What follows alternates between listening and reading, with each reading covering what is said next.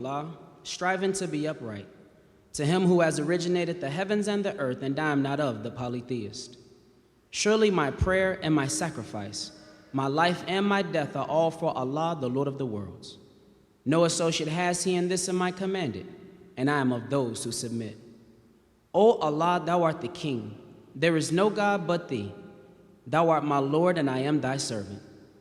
I have been greatly unjust to myself, and I confess my faults. And I ask protection against all of my faults, for none grants protection against faults but thee. And guide me unto the best of morals, for none guides unto the best of morals but thee. And turn away from me the evil and indecent morals, for none can turn away from me the evil and indecent morals but thee.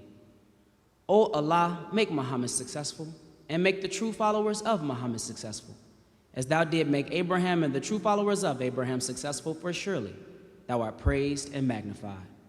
And O Allah, bless Muhammad, and bless the true followers of Muhammad, as thou did bless Abraham and the true followers of Abraham, for surely thou art praised and magnified. Ameen. Please be seated, brothers and sisters.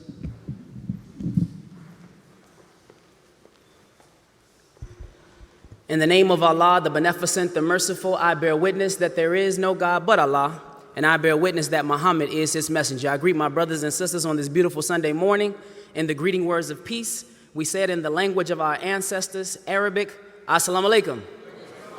Ramadan Mubarak. For those who are not familiar with those words, Assalamu alaikum simply means peace be unto you. And you heard everyone respond with wa alaikum salam, that means peace be also unto you. And then there was a part 2 this week, or this month, shall I say, where we said Ramadan Mubarak. And the proper response of Ramadan Kareem was wishing upon the fellow believer, the fellow righteous who are fasting in this holy month of Ramadan, a blessed Ramadan. If you don't know what Ramadan is a holy month for the righteous that we partake in fasting from drinking, eating, all throughout the daylight hours. So early in the morning when the sun comes up, we are forbidden to eat or drink until the sun goes down all the way around 8, something in the evening, 9 o'clock. And that discipline that we're practicing, that difficulty factor, that adversity that we're overcoming is helping us to become better Muslims, helping us to strive in righteousness, helping us to learn how to overcome the weaknesses of self that causes most of the headaches that we're experiencing in life. If you go back in your life and reflect on all of those bad things that have happened to you, and you stop placing the blame on other people, you'll find out that there is some weakness within yourself that is at the root or at the origin of your discomfort. We have to take personal responsibility, personal ownership. And in Ramadan, we find out that Allah is giving us a beautiful month where we can strengthen our willpower. It is willpower that is God's gift to the human being that will help mold and shape you out of our condition, as I always say, from Negroes and Negras into gods. I want to be in a process that's molding me into a God. I don't want to feel like I'm blaspheming just to say that I want to be like God this morning. All praise is due to Allah. Brothers and sisters, in a book written by the eternal leader of the Nation of Islam, the most honorable Elijah Muhammad, the book is called The Fall of America. In it, he says this: we are living in the time when dissatisfaction is 100% throughout the world of man and mankind. Therefore, we are living among the dissatisfied persons daily and nightly. No one is satisfied, though they may be righteous. They are not satisfied because they are living among unrighteousness. So the whole entire world of the wicked and the righteous is upset due to dissatisfaction. The Honorable Minister Louis Farrakhan teaches us that it is dissatisfaction that brings about change. If I tried to come to the mosque this morning, I fired up my vehicle and it didn't turn over. It wasn't starting, right? It's leading to frustration, but after several occurrences of my car giving me difficulty, it's gonna give me dissatisfaction in my vehicle. That dissatisfaction is gonna lead me to go to a new dealership, to go purchase a car, to do something different, change my mode of transportation so that I don't continue to get caught up in the difficulty and the headache of a non-working vehicle. Does that make sense? So at the root of all change is dissatisfaction. Well, if we look at our personal lives and the condition of our lives, we have to acknowledge that whether we're righteous or unrighteous, we are dissatisfied living in America in 2019. The level of change that takes place is the level of your dissatisfaction. So if the most honorable Elijah Muhammad says that the entire world is 100% dissatisfied, then that means that 100% change is on the way. So when we look and we see some of our comrades, friends, acquaintances, family members getting shot down with gun violence, or the young lady's been in a domestic violence situation where they're getting abused, we say to ourselves and lower our head, man, something's got to change. When we look at the educational system and we send our babies into the public food system and we watch them come home and they're not molding more civilized individuals, but they're actually building and encouraging more savagery, we look at the educational system and say, something's got to change. When we look at the levels of cancer, diabetes, heart disease, when we look at the way that we're eating as the American people, right, we say, man, something's got to change. Something's got to change in the sense that I see people going vegan now, vegetarian now. I've even seen something called breatharian where they're trying to live just off of breathing. They don't even want to eat at all. That's the level of dissatisfaction that exists in America. So many times in the quiet of our own mind, even when we reflect personally, we get over our drunkenness, we get over our high, we get over whatever outlet we try to use as a scapegoat. When we sitting and the hangover is there and we got the headache, we always say to ourselves the same thing: something's got to change. And I was looking at my personal life, and I was being grateful and showing gratitude in this holy month of Ramadan. And sometimes I've noticed that as parents, we can come home and we'll hear a certain language out of our children, or we'll see a certain behavior out of our children. And sometimes we got to take an L as parents. We got to take the loss. And we be like, man, I know that boy got that from me. All right, we got to do better. Right? But then sometimes you hear something that comes out of your children and you look, you're like, man, where is that coming from? What is the source of that? And then when you begin to diagnose it in your mind, you go back and say, hey, when he started getting picked up for school by Pookie, everything started changing. When he started text messaging that girl all day and all night, his grades started changing. That's the origin of the problem. So most of the times we only diagnose when there's an issue. Well, this weekend I wanted to diagnose when there's something good. Because when I looked at my life, I said, man, when did I start to change and begin to respect and protect women? When I started hanging with that Farrakhan. When did I begin to eat better and begin to discipline myself according to how God, Allah, wants us to eat? When I started hanging with that Farrakhan. When did I have the initiative, the courage, the strength to trust my creativity and go into business and to begin to develop industry for myself? When I started hanging with Farrakhan. So if you are looking for change this morning, if you're dissatisfied with the condition of black people, if you want to see us begin to unite, to do different for our communities, to begin to flourish and begin to get better, we have to now go hang out with Farrakhan, because it is the teachings of the most honorable Elijah Muhammad that is changing each one of us in these seats, and anyone who accepts these teachings will have to bear witness that we are being changed for the better. So when you hear our keynote presenter today, Student Minister Nuri Muhammad, who's going to deliver that fire, don't sit in your seat at the end when he invites you to come and join onto your nation. Take that initiative, take that courage, and know that you will be molded into a better individual. We're not looking to make a nation of guppies, a nation of silly people. Allah's intent is to make a nation of gods, and it is here in your nation of Islam. To carry us further into our program this morning, we want to welcome our next presenter. With a round of applause, please welcome the National Latino Representative of the Nation of Islam, Brother Student Minister Abel Muhammad. Assalamu alaikum. All praise is due to Allah.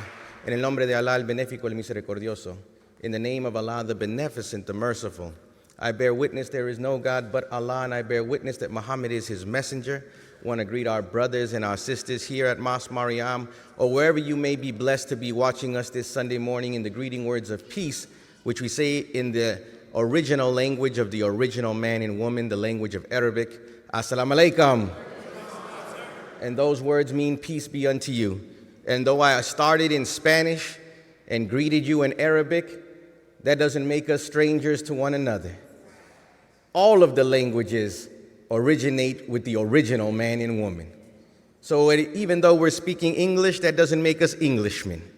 Just because we speak Spanish doesn't make us Spaniards.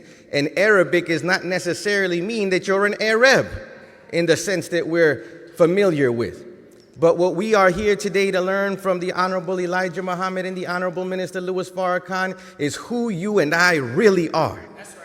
And what we've been blessed to for this last month to do is participate in the fast of Ramadan. It's a fast which, if you're familiar with, we abstain during the daylight hours from sunrise to sunset. We drink no water. You heard right. No water. No food. No sexual relations. with our wife or husband. These three things are not bad things. As a matter of fact, they're essential for there to be life and the continuation of life. But we're asked to abstain from those things to set our focus on He that is the only reality, Almighty God, Allah. He quenches our thirst. He fills us and sustains us from feeling the pangs of hunger. He gives us all that we need that we desire of good. And we're being retrained and renewed and reconditioned in this month so that we come out of this process of a 30-day fast, not the same person that we went into the fast 30 days ago. The Ramadan fast requires one to guard ourselves, not just from abstaining from those things that I mentioned, but we're to guard ourselves from immoral conduct so that we can break bad habits.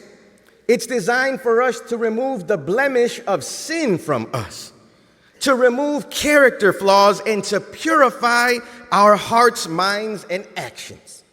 That's a lot to do in one fast, isn't it?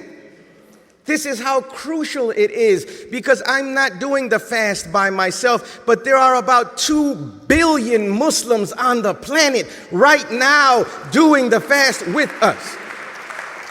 And we with them. We're not just fasting together, we're stopping and striving more than ever before at the 5 prescribed times for prayer to stop and say our prayers. We're prescribed each day to read a portion of the Quran, not by ourselves, but with almost 2 billion brothers and sisters. How much power is in that? How much is our prayer magnified and amplified? How much more in tune as in one voice, 2 billion voices petition God to guide and forgive us. This is what creates a change in our life, that we may ultimately go out and make a change in the world. But it starts by making a change with the man and the woman in the mirror. All praise is due to Allah. The Holy Quran in the 13th chapter, the 11th verse says, surely Allah changes not the condition of a people until they change their own condition. Well, we can't change our condition until we change our hearts. Our hearts can't be changed until we change our activity, which weighs the things that we do wrong of sin and misguidance. It leaves a weight on our heart. And we can't change the way we act until we change the way we think. So what we're here today, this morning, to hear from student minister Nuri Muhammad is that teaching which will transform us in the twinkling of an eye. It is that truth that will free us from the bonds and bondage of sin and misguidance and wickedness from this decadent world. Are you ready for that kind of teaching this morning? Are you ready to be renewed and transformed?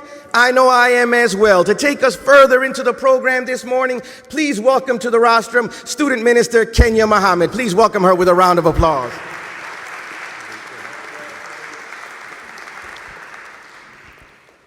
In the name of Allah, the Beneficent, the Most Merciful, I bear witness that there is no God but Allah, and I bear witness that Muhammad is his messenger. I greet you all in the greeting words of peace and paradise. We say it in the Arabic language, Assalamu alaikum. And to all of those, Ramadan Mubarak. Recently, brothers and sisters, I have been blessed as a student in the ministry class here in Chicago to be invited to travel to numerous cities, including Baltimore, Maryland, Charlotte, North Carolina, Atlanta, Georgia, and Durham, North Carolina, to share of what I am learning as a student of the Most Honorable Elijah Muhammad and the Honorable Minister Louis Farrakhan. And so first, I want to thank the Honorable Minister Louis Farrakhan and his assistant minister, Brother Ishmael Muhammad, for setting the base for me here in Chicago at Mosque Mariam. And I also want to take the time to thank all of the laborers and all of the believers from all of those cities for inviting me and treating me so well. It has literally, brothers and sisters, praise be to Allah, been a pleasure and an honor, and I've had an amazing time to get to strengthen the bond of sisterhood and unity amongst our people. And so it's interesting to me, and I've been learning that when you open yourself up to give, that is when you receive the most. I'm going to say that again. When we give ourselves, when we make ourselves available to help other people, that is when God really blesses us the most.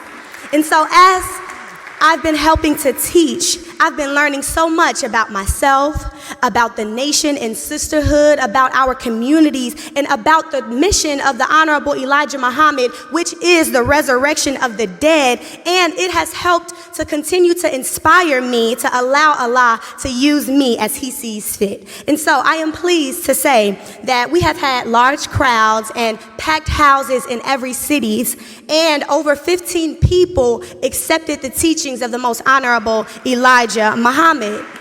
And so, you know, somebody in here might be thinking, well, 15 is not that big of a number, right? But that is 15 less people that our enemy will use to destroy our communities, and 15 more people that Master Farad Muhammad will use to help build his kingdom of peace. 15 less people, brothers and sisters, who don't know the knowledge of self. 15 or less brothers who are now, or more brothers, who are now learning to be men in the class of the FOI, learning to protect, respect, and honor their women.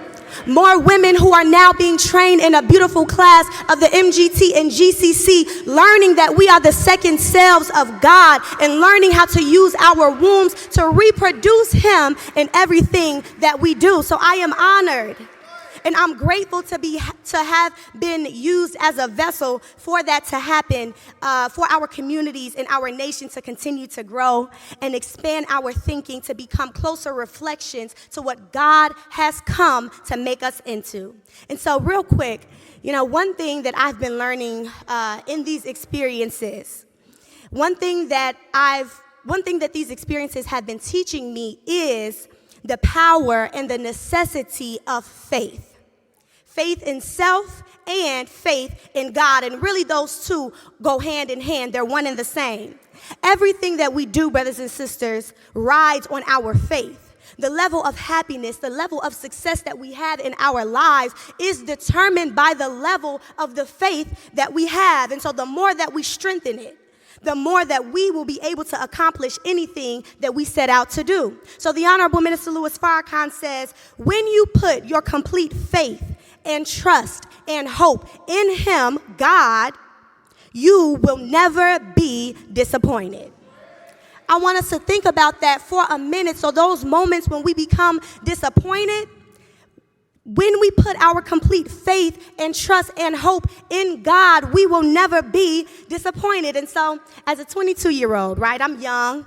I don't have everything in life figured out yet. And so I could only ride off of preparation, determination, and faith in order to be successful. And so there were so many moments, you know, in the planning of these things, in the travel, literally all the way up until the moment that I finished, that I doubted myself sometimes, that I had fear. You know, that part of yourself that tells you like, okay, that's too big. I don't think you can accomplish that. We all have those moments in our minds that tell us that. And literally sometimes fear can make us physically sick. I had moments that I'm like, what is wrong? I wasn't sick before I got here. What is it? But fear can make us get to that point. But I kept my eyes on the prize. And I told that devil inside of myself that you will not win today. I told myself that, yes, Sister Kenya, you're nervous, right? Yeah, you never did this before. Yeah, you don't know exactly what's going to happen. But God put within me every single thing that I need to be successful. And I'm here to tell you that God put within you everything that you need in order to be successful in anything of good that you want to accomplish. And so, you know, I'm going to end with this quote. But every time that I spoke in these cities, I spoke on faith at one point. And the believers probably thought that this quote was for them. And really, of course, it's for them. But really, I put it in the beginning to encourage myself to keep going through it all. And so I want to tell you this quote by the Honorable Minister Louis Farrakhan. And so that whenever we have those moments where we may be discouraged, we may not know how we get it through, just listen to these words.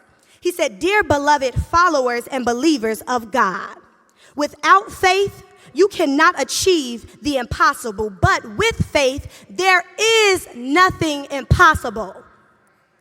I'm going to say that again. Think about that thing in your mind that you want to do, but you think you can't reach it. Without faith, you cannot achieve the impossible, but with faith, there is nothing impossible. He said a lot of things are impossible without him, but there is nothing impossible with him. When you don't have faith, real faith in God, you don't even attempt things that people say are impossible. But he says, when you have faith, you will try the impossible and find that it is quite possible. So faith in God is key to accomplishing anything in life that you desire. Thank you all for listening, and I leave you as I came. Assalamu alaikum.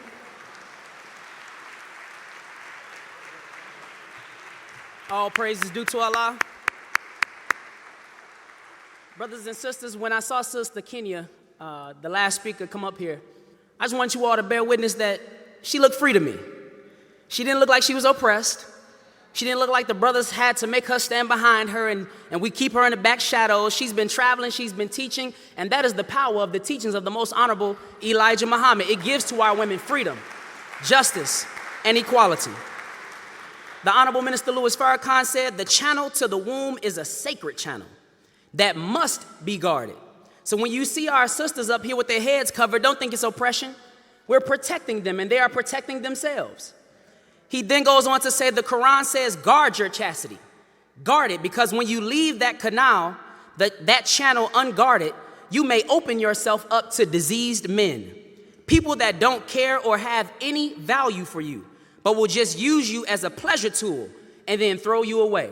When we look at the woman of the most honorable Elijah Muhammad and the Honorable Minister Louis Farrakhan, they're guarded.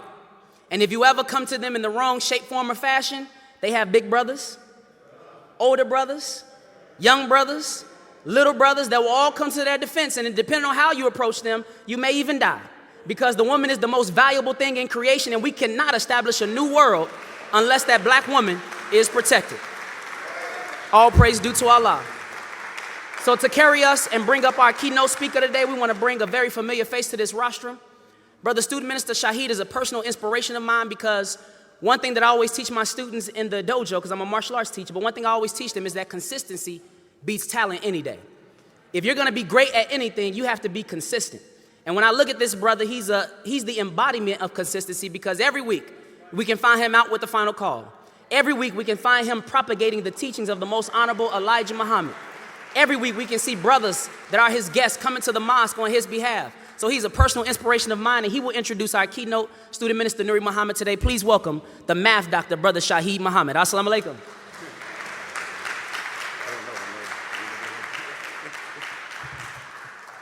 In the name of Allah, the Beneficent, the Most Merciful, I bear witness that there is no God but Allah, and I bear witness that Muhammad is his messenger. We greet you all with the greeting words of peace of Assalamu alaikum. How's everyone feeling?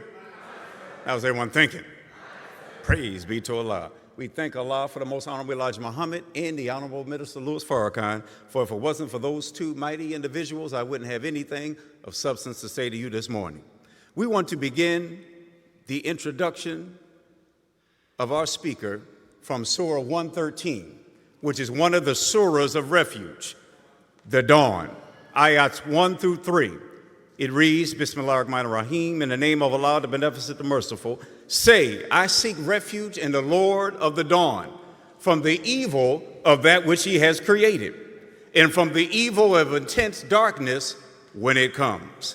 We want to focus on intense darkness.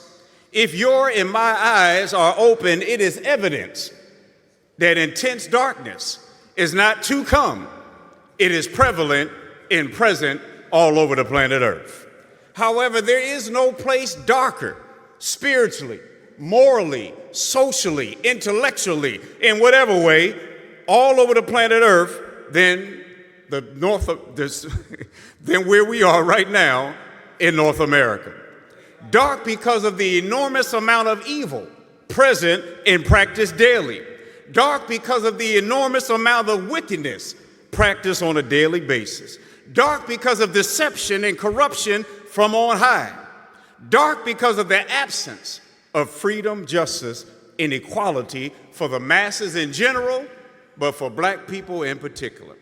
In the Holy Quran, Surah 30, Ayat 41, it reads, "Corruption has appeared in the land and the sea on account of that which men's hands have wrought, that he may make them taste a part of that which they have done, so that they may return." Satan has enveloped and swallowed up the entire planet in total darkness. The Honorable Elijah Muhammad, in a Pittsburgh Courier article, March 28, 1959, he states, "The dragon, the devil, drags you out of the light of truth after it comes to you into the same darkness of ignorance and evil that the truth took you out of." We have to bear witness the darkness of ignorance is widespread. The masses, 85% of the planet, are suffering in intense darkness out of being ignorant, stupefied, and uninformed to the time and what must be done. Where can one go to get out of darkness? Where can one go to receive not just ordinary light, but divine light? Where can one go to receive supreme knowledge, wisdom, and understanding? Well, I don't have good news for you today. I have great news for you today. You are in the right place. You have tuned into the right website. You're at the perfect time, because not only are we about to receive information today, not only are we going to receive a good word today, a magnificent spiritual exegesis, but we are going to hear that divinely inspired, mathematically rooted, and irrefutable truth called the teachings of the Most Honorable Elijah Muhammad. Now, you may say, what does that have to do with getting out of intense darkness? Well, the teachings of the Honorable Elijah Muhammad is not just a light in the darkness. It is the only light and the most luminous light out there. These teachings take you and I out of a state of darkness, a state of ignorance, by giving us the three essential knowledges that you can't find nowhere else: the knowledge of self-guide and the knowledge of our enemy. In addition, we get knowledge and wisdom on the time and what must be done. There is no one on the planet Earth that can give us the clearest, the purest, the most illuminating representation of these teachings of the Honorable Elijah Muhammad except his supreme student and divinely selected and appointed national representative, the modern-day Jesus, the Honorable Minister Louis Farrakhan. Today, we will be blessed to hear from one of his star students, one of his brightest and rising ministers, one who Minister Farrakhan gave a name that means in Arabic, my light. Well, in a few short moments, we are going to be blessed to hear some of that light from our brother today. This brother I'm about to present is a very special, extraordinary, and dynamic student minister from a ministry class. He is a highly sought-after speaker and Islamic evangelist who has been blessed by Allah God to travel all over this planet, igniting spirits and hearts to the life-giving message of the teachings of the Honorable Elijah Muhammad. You are about to hear from a spiritual fire starter, a flamethrower, burning up falsehood and lies with an invincible truth from the Honorable Elijah Muhammad and Minister Farrakhan. His lecture style is mind-boggling, thought-provoking, mentally enlightening, and spiritually uplifting. Not only is he a student minister, a father, a devoted husband, a diligent soldier in the army of Allah God, but he is also an author of 3 books. 1, Before You Say I Do. 2, After You Say I Do. And Let This Mind Be in You. family of Mosque Mariam, and those watching across the world, let's get ready to receive some light today. Let's get ready to get our eyes open today. Let's get ready to get our minds elevated and our conscience raised.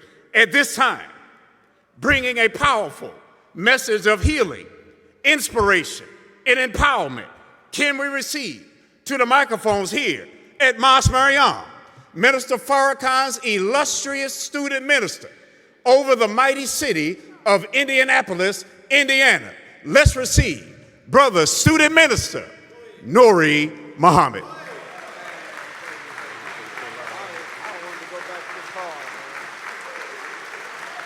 All praises are due to Allah. Lord have mercy.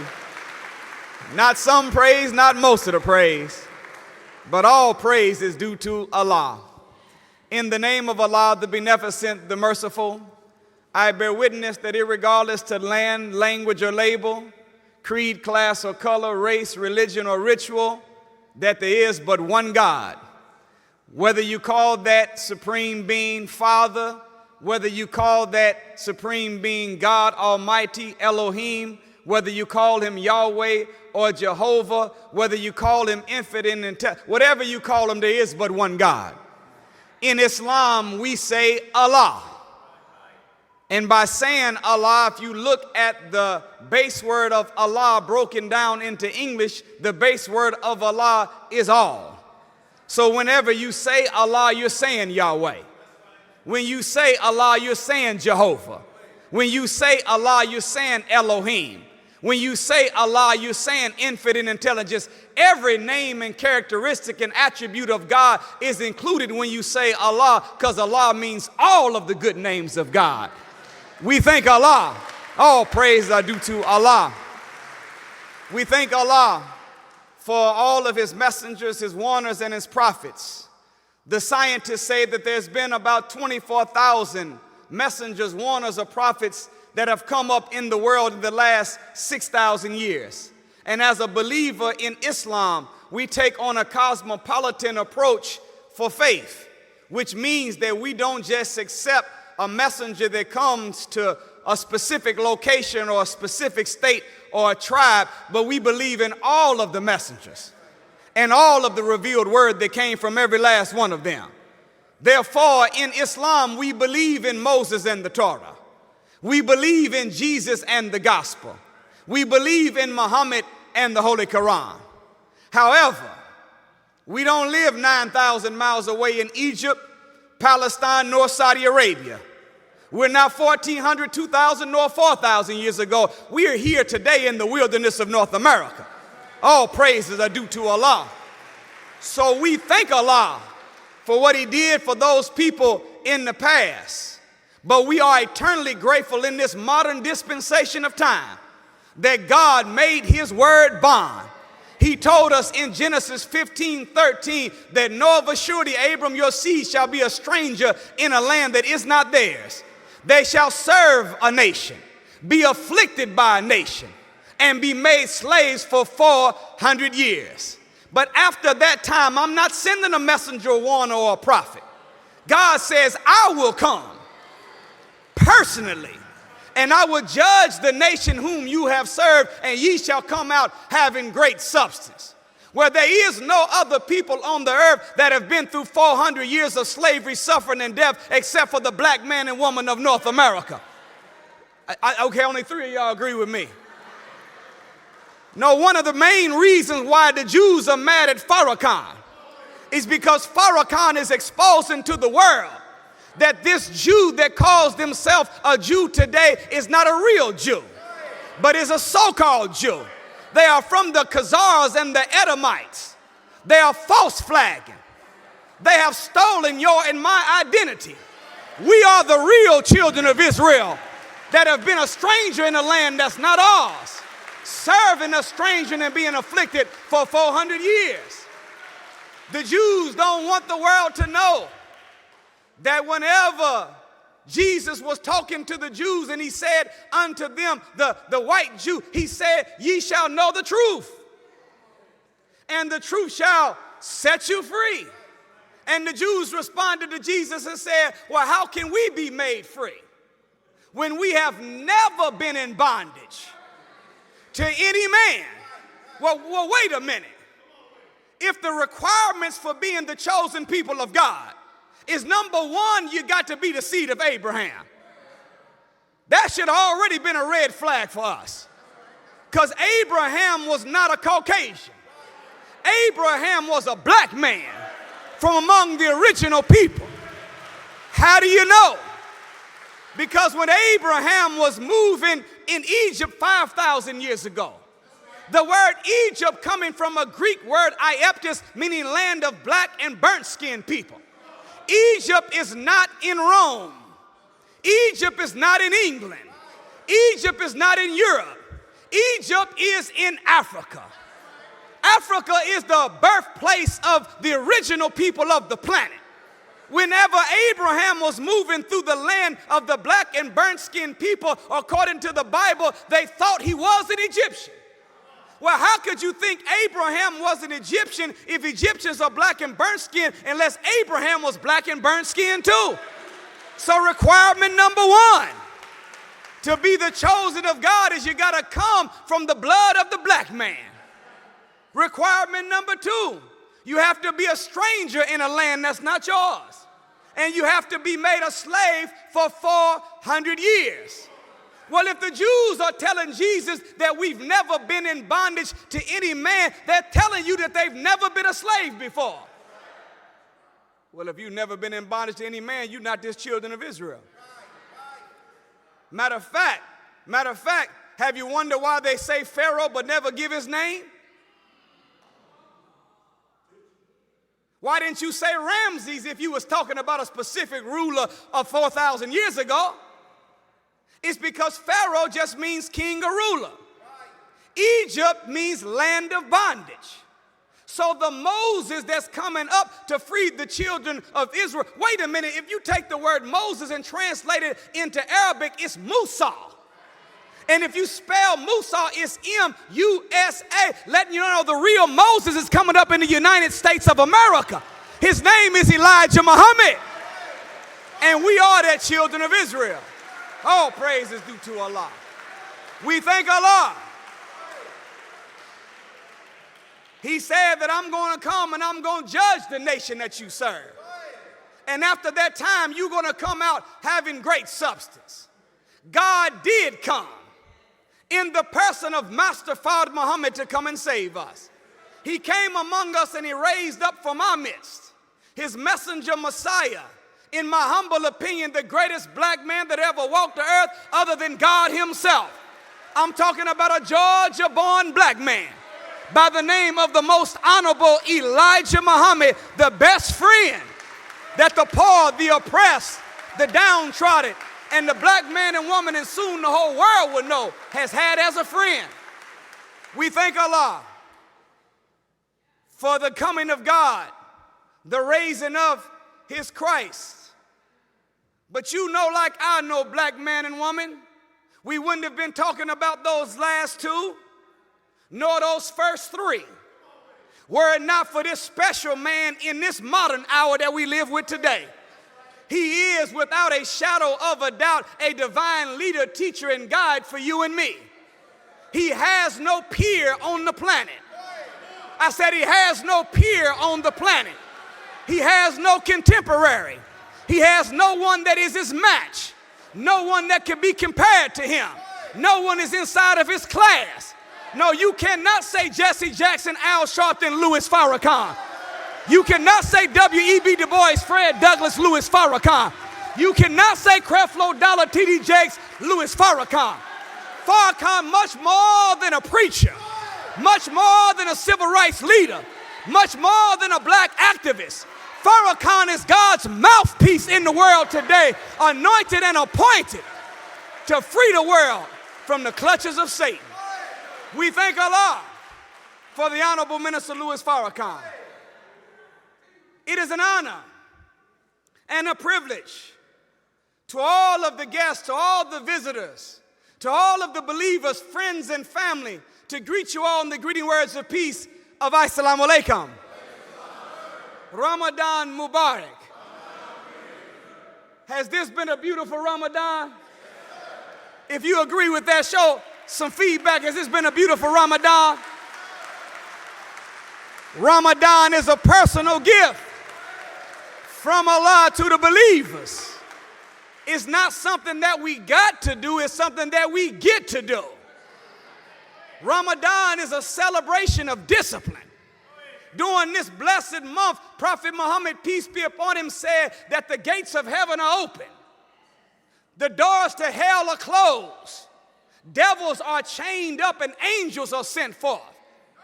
Translates, not getting all the way out of the cartoon spooky mind, all that means is that being good is easier and resisting evil is a much easier task to participate in. We are thankful to Allah for this blessed month. Before I begin, I want to say to Almighty headquarters of our Nation of Islam and to all the mosque and study groups and even those that are members of the First Mattress Missionary, y'all know what I'm talking, that's watching on webcast, may not be at the mosque. Before I begin, I want to extend the love and greetings of Assalamu Alaikum from the Honorable Minister Louis Farrakhan.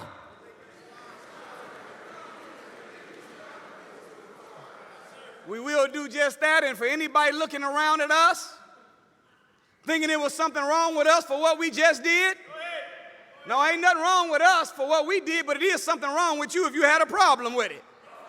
Because last I checked, right here in Chicago, Illinois, or wherever you are viewing this webcast, when that no good ham sandwich eating judge walks out, or one of these corrupt congressmen in your town, or one of these surreptitious senators walks out, hell, when the president of the school board walks out, they always got a bailiff on the side that has the nerve to say, all rise.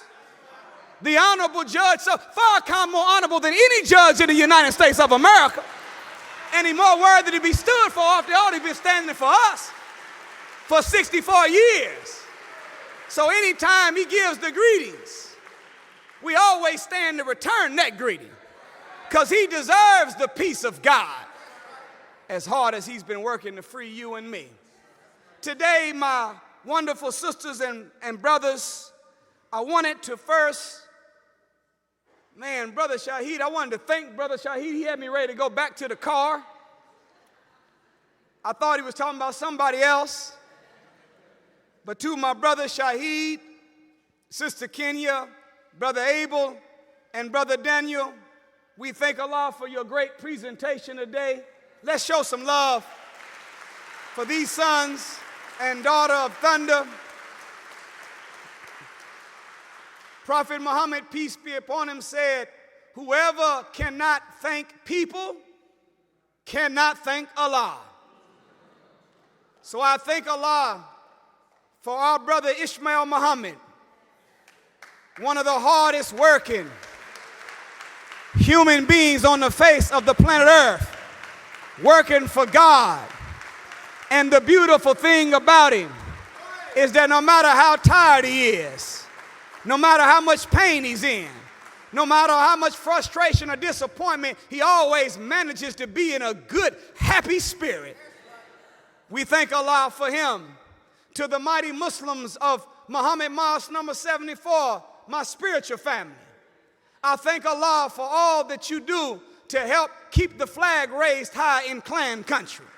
May Allah continue to bless your efforts. To my wife, to my family, and to all of the hard-working believers of the Executive Council and our national laboring staff and laborers throughout the country, and to every frontline soldier of the FOI and the MGT class, we thank Allah for you today. Thank you for everything you've done and all that you've given to help make Islam known to the world. Today, we are taking up a subject that is titled The Mathematical Theology of Islam. I have to let you know that when we put this subject into the atmosphere, it sparked a whole lot of controversy. Primarily from the so-called Muslim world.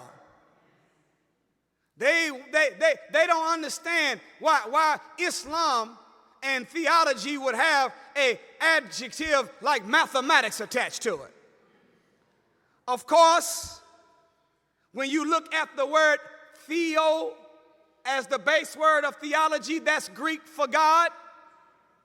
And the suffix ology means the study of whatever is connected to as the base word. Therefore, theology means the study of God. However, I submit that we need a new type of study of God.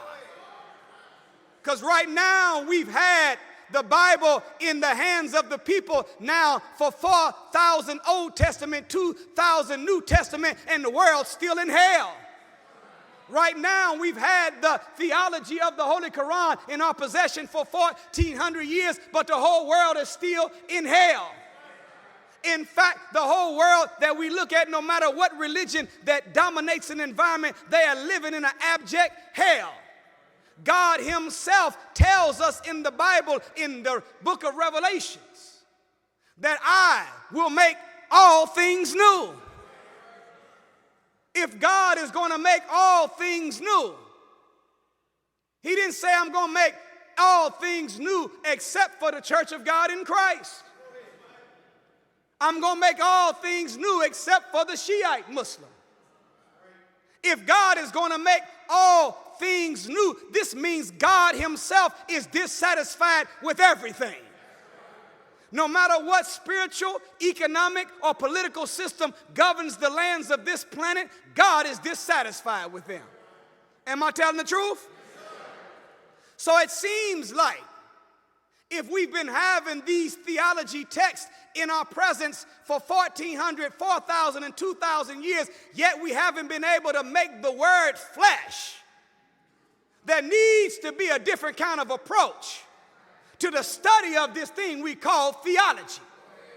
So the most honorable Elijah Muhammad gave us something we call the supreme wisdom lessons, which is a conversation that Master Father Muhammad is having with his servant, the most honorable Elijah Muhammad. And inside of this book, he mentions in problem number 13 that there's a need for something called the use of a mathematical theology to secure some benefit for ourselves while we are yet alive.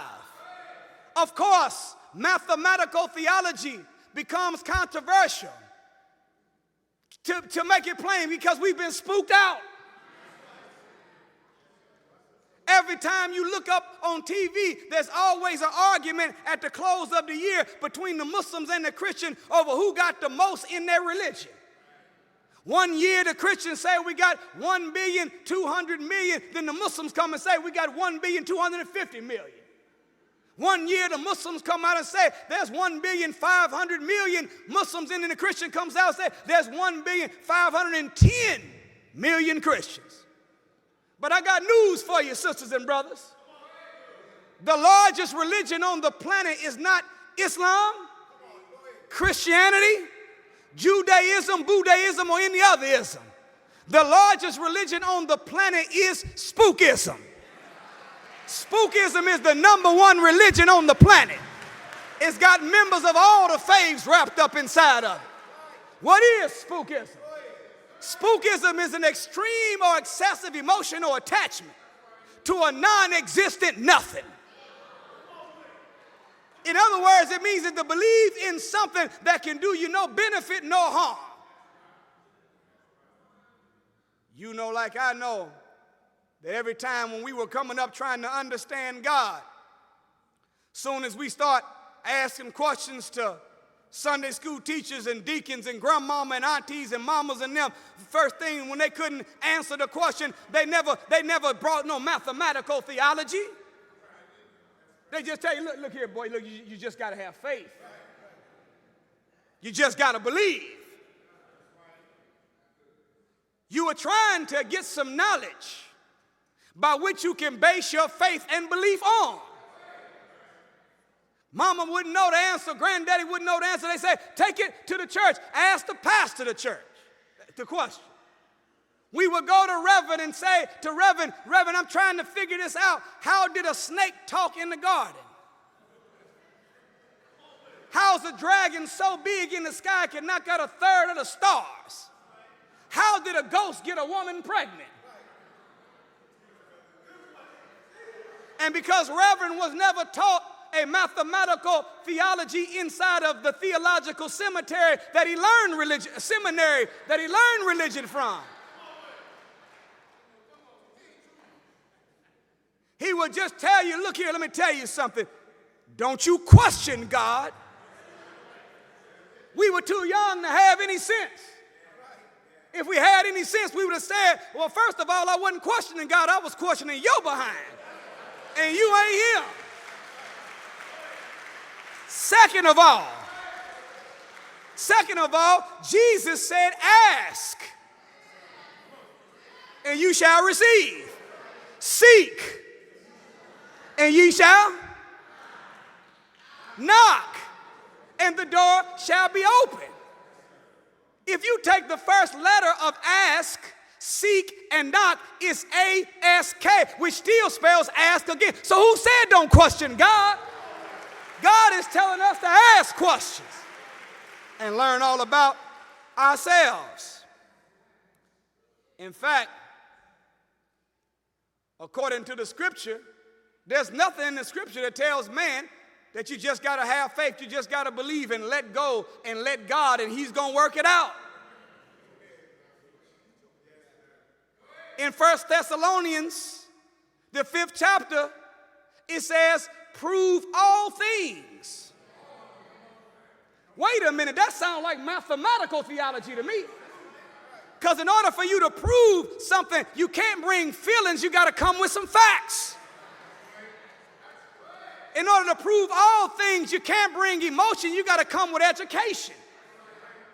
In order to prove all things, you can't just have faith and belief, you got to have some inference, some deduction, some logic, some reasoning, some analytical thought process in the equation.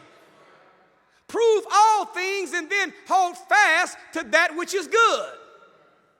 Well, if we have to prove it for it to be good, and then after it's good, we hold on to it, what God is telling us is that we can't hold on to anything that we can call good unless we can prove it. How do you prove something to be the truth? You have to find material evidence in the present that verifies something could have happened in the past. And if you can't show me something in the here and now that verifies that it could have happened back then, I can't call it the truth.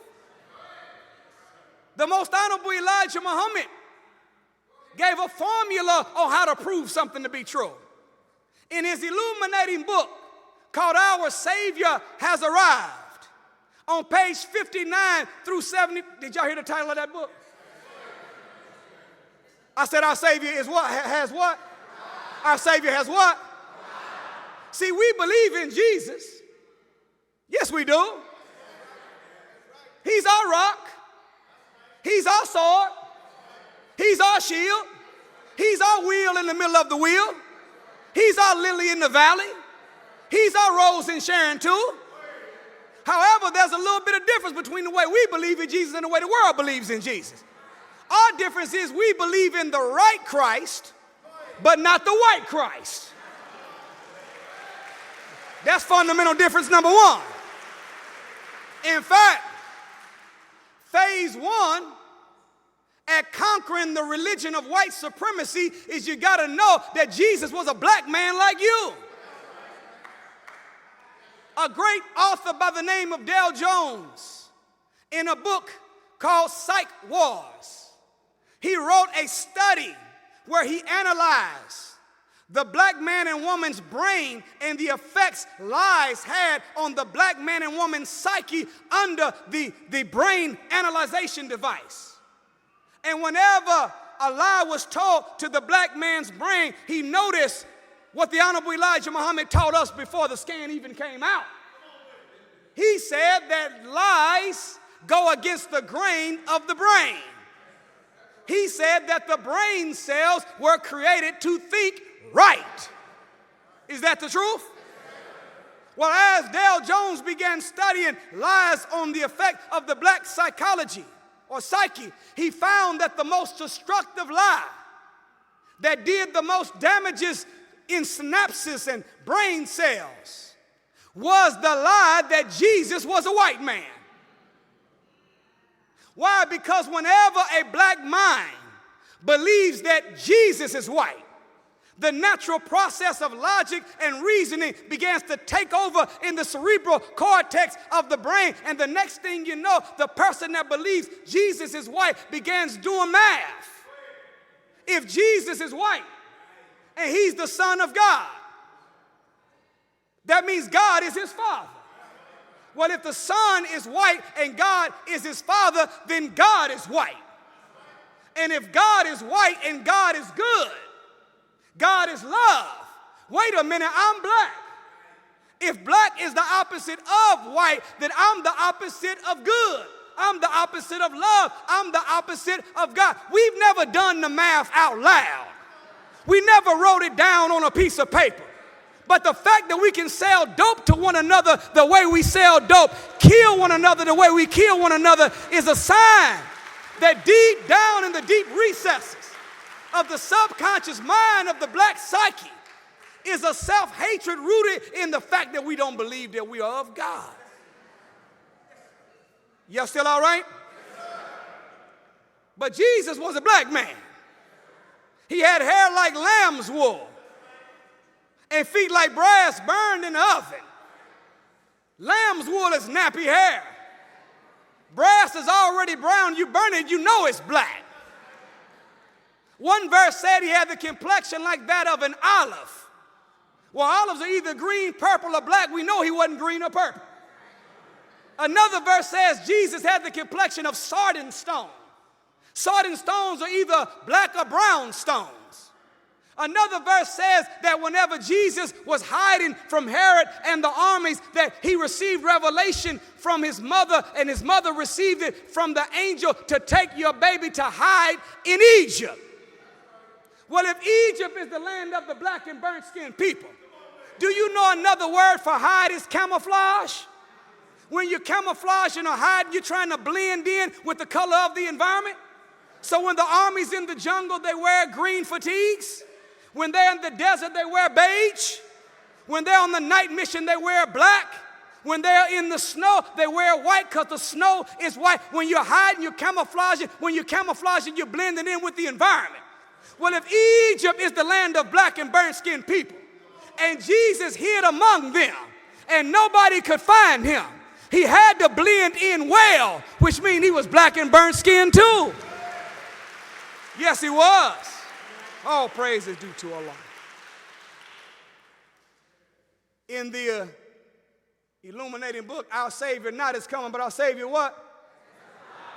See, the difference between us and the world says when they refer to Jesus' life that he died for me.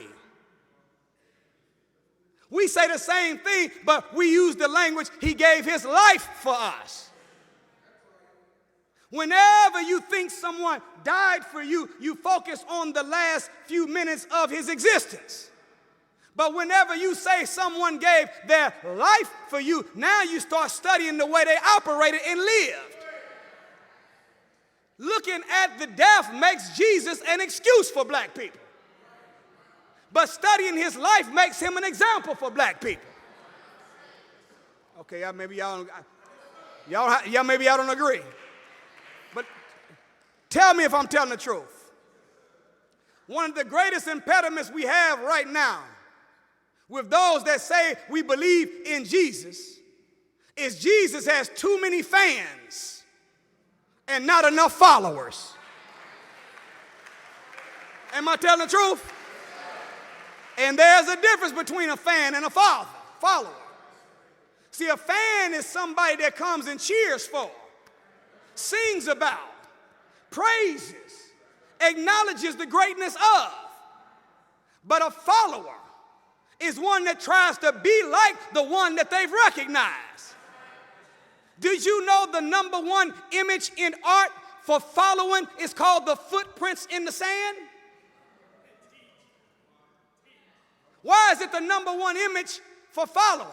It's because when somebody puts footprints in the sand, then the job of the one that wants to get where someone has already gone is you got to put your foot in the same spot they put their foot. But the fact that it's on the sand and wind will blow, at night the tide will rise, you got a limited amount of time to put your foot where they put their foot before the wind and the water washes it away. A follower of Jesus is not a fan of Jesus. A fan says praise him. A fan says he's my Lord.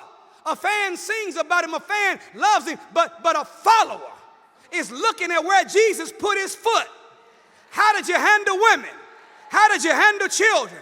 How did you handle government? How did you handle righteousness? How did you handle discipline? And you put your foot where he put his foot. That makes you a follower, not a fan. All praise is due to Allah. We believe in Jesus. It's just a scheduling conflict. That's all it is, a matter of scheduling. You say he's coming back. We say our Savior has arrived. He's already here. All praise is due to Allah. In this illuminating book, Our Savior Has Arrived, on page 59 through 74, the most honorable Elijah Muhammad highlights that in order for something to be proven to be true, you must find agreement in 4 areas of life. 1, you must find agreement in science. 2, you must find agreement in scripture. 3, you must find harmony, agreement, and congruence in nature. And 4, you must find agreement in mathematics. And if you can't find out in mathematics, nature, science, or in I was seeing if somebody was with me, scripture, then we can't prove it to be the truth. Does this make sense? Have you noticed that every messenger of God, every teacher that God has raised, has always run into a problem with getting the people to actually be what he said they could be? One of the dangers of having faith that's based upon feeling and not facts is that when you can't properly prove a thing, you can't properly practice a thing. So because the world has had this spooky theology and not a mathematical theology, you've heard every messenger, every prophet, every teacher has always been trying to get people to come on up. Jesus said it like this: be ye not just hearers of the word, but be ye what?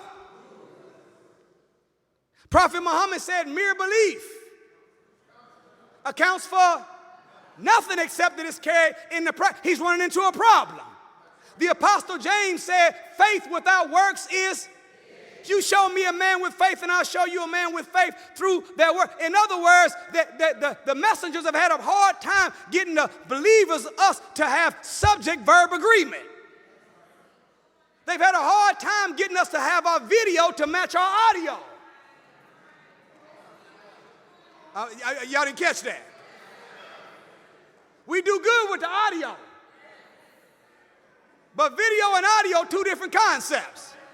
Video just means you say the right thing. But or audio means you say the right thing, but video means you're living it right.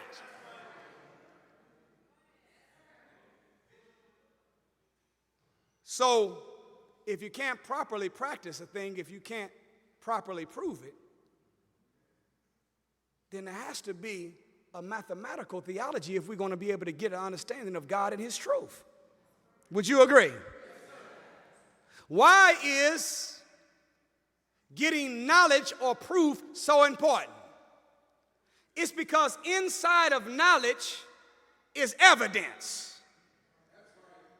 Evidence is that which converts belief into convictions. And conviction gives your mind permission to throw your whole self at a thing that's in front of you. That's one of the major impediments among black people. We do too much dabbling. A little bit of this, a little bit of that.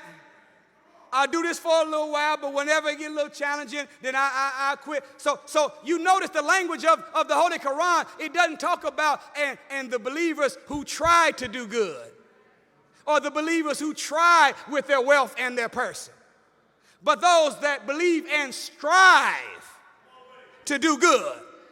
Great reward for those who strive with their wealth and their person. The word try is removed from the Quran, and strive is put in its place.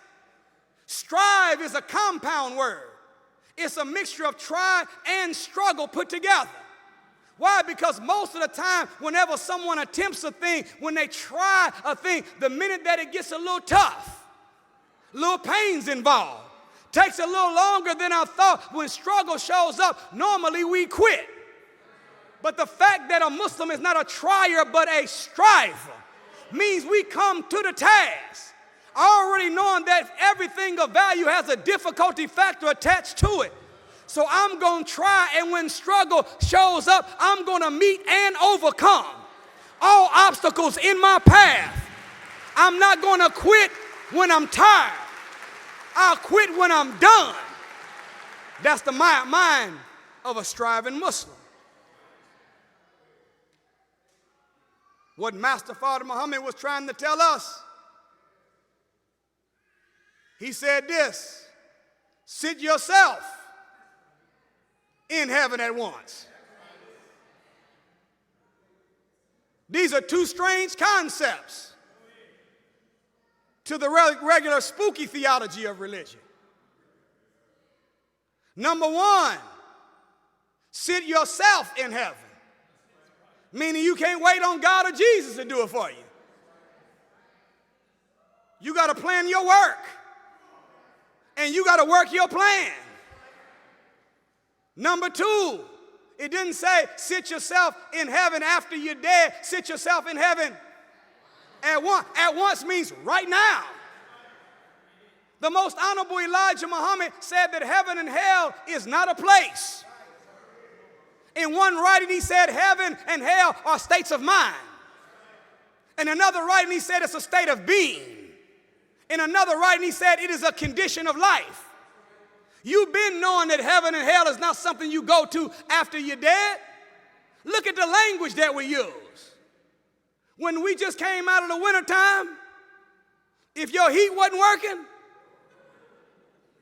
you said, man, it's cold as hell in here.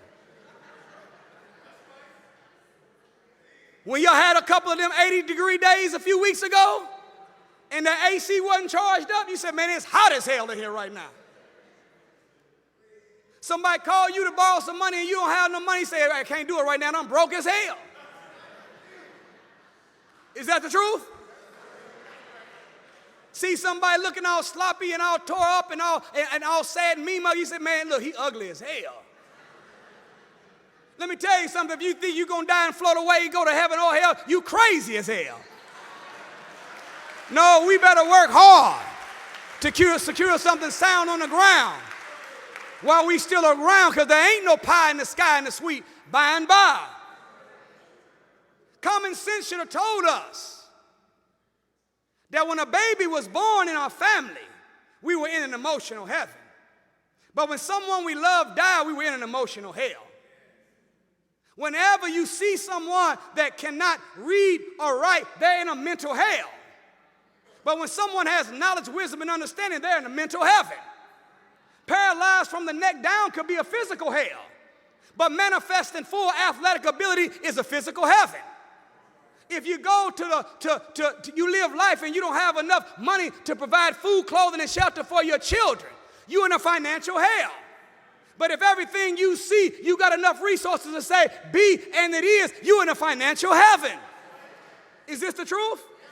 You didn't have to die and go nowhere to get neither one of them. It's a condition of life. It's a state of being. It's a state of mind. Well, if we got to sit ourselves in heaven at once, we must have more power than what we think we really do. Are y'all all right? What Master Fard Muhammad is saying to us by using the term mathematical theology is that we need a whole new approach toward religion. Did y'all hear me? Yes, sir. The Honorable Minister Louis Farrakhan teaches us that religion is a new concept on the planet. I know y'all didn't hear what I just said. I said religion is a new concept on the planet. There was a time on this planet that there were no churches, no temples, or no mosques. Did you hear me? The whole planet used to be a mosque. There was a time on our planet where there were no messengers, warners, or prophets. No, there's a messenger, warner, or prophet already inside of us. There was no need for us to have a building made of brick and stone called mosque or temple or worship center. Whenever you and I, according to the Bible, your body is the temple of God. Well, if Jesus said your body is the temple of God, you are a traveling temple. You are a mobile mosque. You are a walking worship center. God doesn't live in buildings. God works, rests, and abides inside of the human being. You and I are the real temple of God. Well, if there was no messengers, warners, or prophets, what happened? The Honorable Minister Louis Farrakhan, in a great self-improvement course called Self-Improvement, the basis for community development study guides, he mentions or asks a question: would you knowingly kill a messenger of God? I don't know how it is here in the circle, but I'm imagining that whenever you in the circle and that question is raised, everybody shake their head and says, no, I wouldn't kill no messenger of God. But then the Honorable Minister Louis Farrakhan says this. He said, every time that voice within that guides you to the doing of right comes up and you reject or disobey that voice, we are knowingly killing a messenger of God. Did you know that you've got a messenger of God inside of you? Long before there ever was a messenger, warner, or prophet on the earth, Allah already put a messenger, warner, and prophet in the earth. Did y'all see what I said? In the earth. Did you know that we are made of the exact same material as the earth, or the earth's made of the exact same material as us?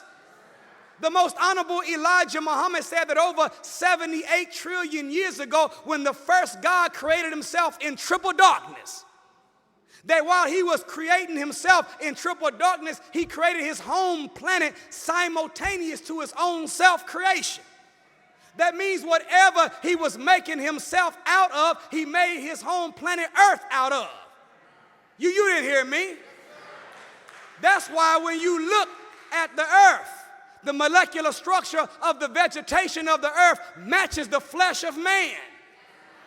In fact, if you pull a leaf off the tree and you put the leaf right next to your hand, you'll see lines moving through the leaf just like lines are moving through the hand. As the leaf, all praise is due to Allah. As the leaf is on the end of the branch that produces the fruit of the tree, so it is these hands produce the fruits of our labor. Did you know, black man and woman, that if you laid down a globe flat and put a human body next to it, the same way lakes, rivers, and streams move on the planet are the same way veins and arteries move through the body? The molecular structure of the water of the earth matches the molecular structure of the blood and the saliva and sweat of man.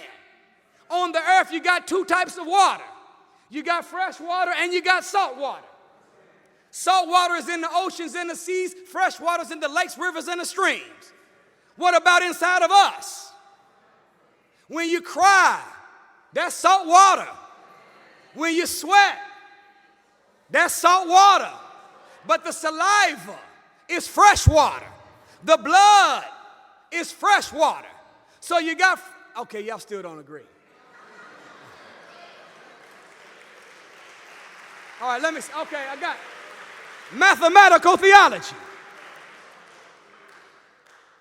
The most honorable Elijah Muhammad told us that we live on a planet that's 24,896 miles in circumference, 7,926 miles in diameter.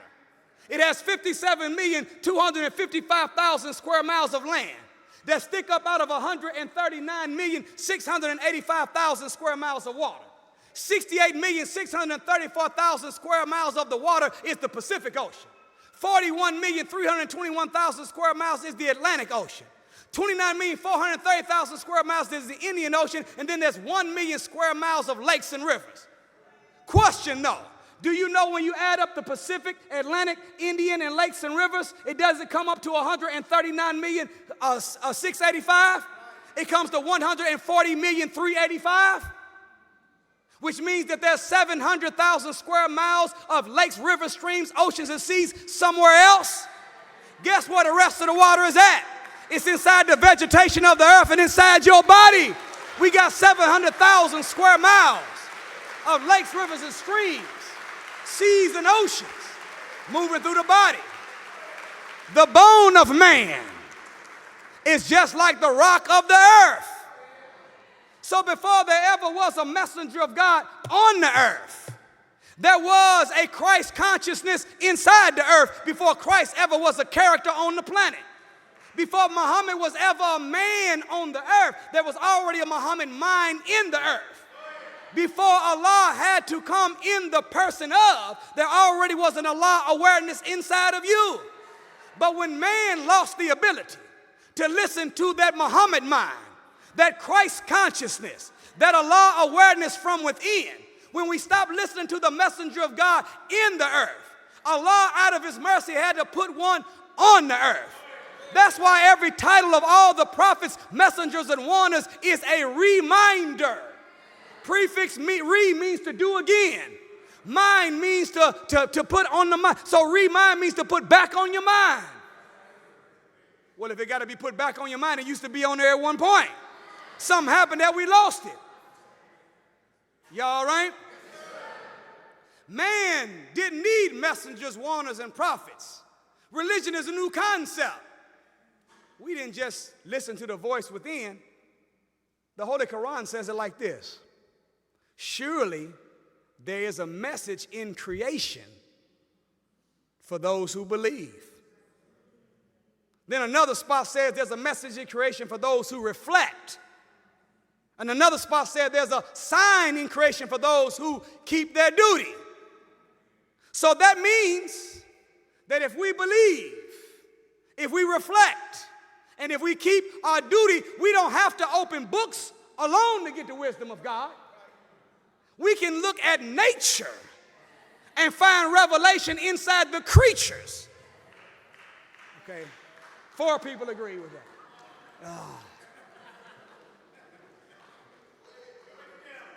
Okay. Did not the Holy Quran say that every creature is a word? You think that Allah revealed the truth inside the Holy Quran surah and did not also reveal some meaning behind the titles he gave to each chapter? Allah didn't just reveal ayats and surahs. Allah also revealed the names of the chapter. And if you look at the chapter, if you study the nature, the function, and the purpose of the things that are the chapter names of the Quran, you can get just as much wisdom from God from the function of the chapter as you got from reading the whole chapter. See, we didn't have to guess. We used the be to know how to be brothers and sisters to one another. How do you know? Because just like a bee, lands on different flowers in different environments of different hues coming from different backgrounds. But when it lands on the flower, it only extracts the pollen, which is the best of the flower. Then what the bee does is it takes the best from all the different flowers from different locations and then marries it with the best that it has within itself. And when it mixes the best within self with the best it got from other flowers, it puts it into the honeycomb. And whoever eats of this thing called honey gets energy and life and nutrients. So it is with building brotherhood and sisterhood. Our job is to land on the best of our brothers and our sisters. Extract nothing but pollen from one another. And take the best we get from each of our brothers and sisters. Marry it with the best inside of ourselves and give that to the sons. Give that to the daughters. Y'all all right? We didn't have, we studied, there's a chapter called the elephant. Did you know that elephants learn parenting as soon as they're born? Oh, what if black people did that? With this damnable disease that's plaguing us right now, ADD and ADHD. Now, I ain't talking about attention deficit disorder or attention deficit hyperactive disorder. I'm talking about absent daddy disorder. And ADHD, absent daddy from the house disorder. If we knew parenting, it wouldn't be like that. Do you know they did a study to show you the connection of the black man to the elephant? 60 Minutes on June 14, 2014, they did a show that they called The Rogue Elephant. And this rogue, they called the Rogue Elephant. What happened was there was a park called Pelensburg Park in South Africa where you know, they claim, you see these quotes, right? They claim that the elephants were overpopulating the area. And you know what the white man's solution is to everything. The white man is the only people on earth whose history is not written in ink but written in blood. So they came to the thing with the traditional George Bush philosophy. You remember George Bush, the first Donald Trump? What? Somebody asked in the interview, they said, man, what we gonna do, brother? What we gonna do these next 2 years with Trump in office? What you think it's gonna be like? I said, hell, the same as the last 400. Trump ain't the first cracker in the White House. We'd have 43 other Donald Trumps before this one. But you know, George Bush was on an extra level of dumb. Huh? Reading books upside down. Huh? Tell you what, fooled me once. Tell me what, fooled me once, shame on you. Tell you what, you fooled me twice and you, I tell you what, you just ain't gonna keep doing that. He's not the saying. Village idiot. Every time they interviewed Bush, he had the same solution to every problem.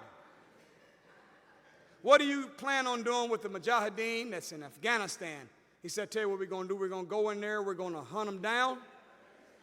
We're going to smoke them out, and we're going to kill them. What do you suggest that be a good policy to help deal with the civil conflict in the Sudan or Rwanda? Tell you what we're going to do. We're going to go on in there. We're going to hunt them down. We're going to smoke them out, and we're going to... Mr. President, there's a high dropout rate of high school students in the United States of America. The 16-year-old is 50% have a dropout rate in America. What do you think we should do to fix the education? Tell you what we're going to do. We're going to hunt them down. You can't do it. Come on now. It don't work for everything. So when they went to Pelensburg Park in South Africa, with overpopulation, their philosophy was hunt them down, smoke them out. They went in and murdered all of the adult elephants they could find wholesale. helicopter airlifted the young from Pellensburg Park and dropped them off in another park called Kruger Park. And when they got them in the Kruger Park, they left them there without any parents or elders. Next thing you know, they said that they started noticing that the rhinos were dying, that the elephants had began to fight and kill one another when by nature they are peaceful animals. They labeled these elephants juvenile delinquents. Does that sound familiar to you? Next thing you know, the male elephants stopped hunting. The female elephants stopped training their young. All of the elephants got lazy and they just laid around doing nothing all the time. So when they came and they seen that in now this new location in Kruger Park that these elephants have disrupted the ecosystem, they came in and said, we got to do something about it. We're going to have to hunt them down. Smoke them out. And kill. One of the scientists raised his hand. He said, before we do that again, I just would like to try something. And what he did, he said, let's go back and see if we can find any adult male elephants left in Pellensburg Park. They went to Pellensburg Park and found 9 or 10 adult male elephants. Helicopter airlifted them from Pellensburg Park, dropped them off in Kruger Park. Within 2.5 weeks, the elephants stopped fighting and killing one another. They got from up underneath the tree, went back hunting. The females began operating with joy and happiness, nurturing their children. I said, I wonder what would happen if the black man stood back up in the concrete jungle to regulate affairs as a real man. Now we don't need to be helicopter airlifted. We already there. But we need somebody to helicopter airlift our mind, helicopter airlift our spirit, helicopter airlift our health. And I got news for you. We got someone that got the power to do just that. Farrakhan is in your midst today as the only black man that can helicopter airlift your mind, black man, to return you back to your original power and position of greatness, to get the concrete jungle back in divine order. We used to know how to read nature. In fact, Solomon, who's called the wisest man in the Bible,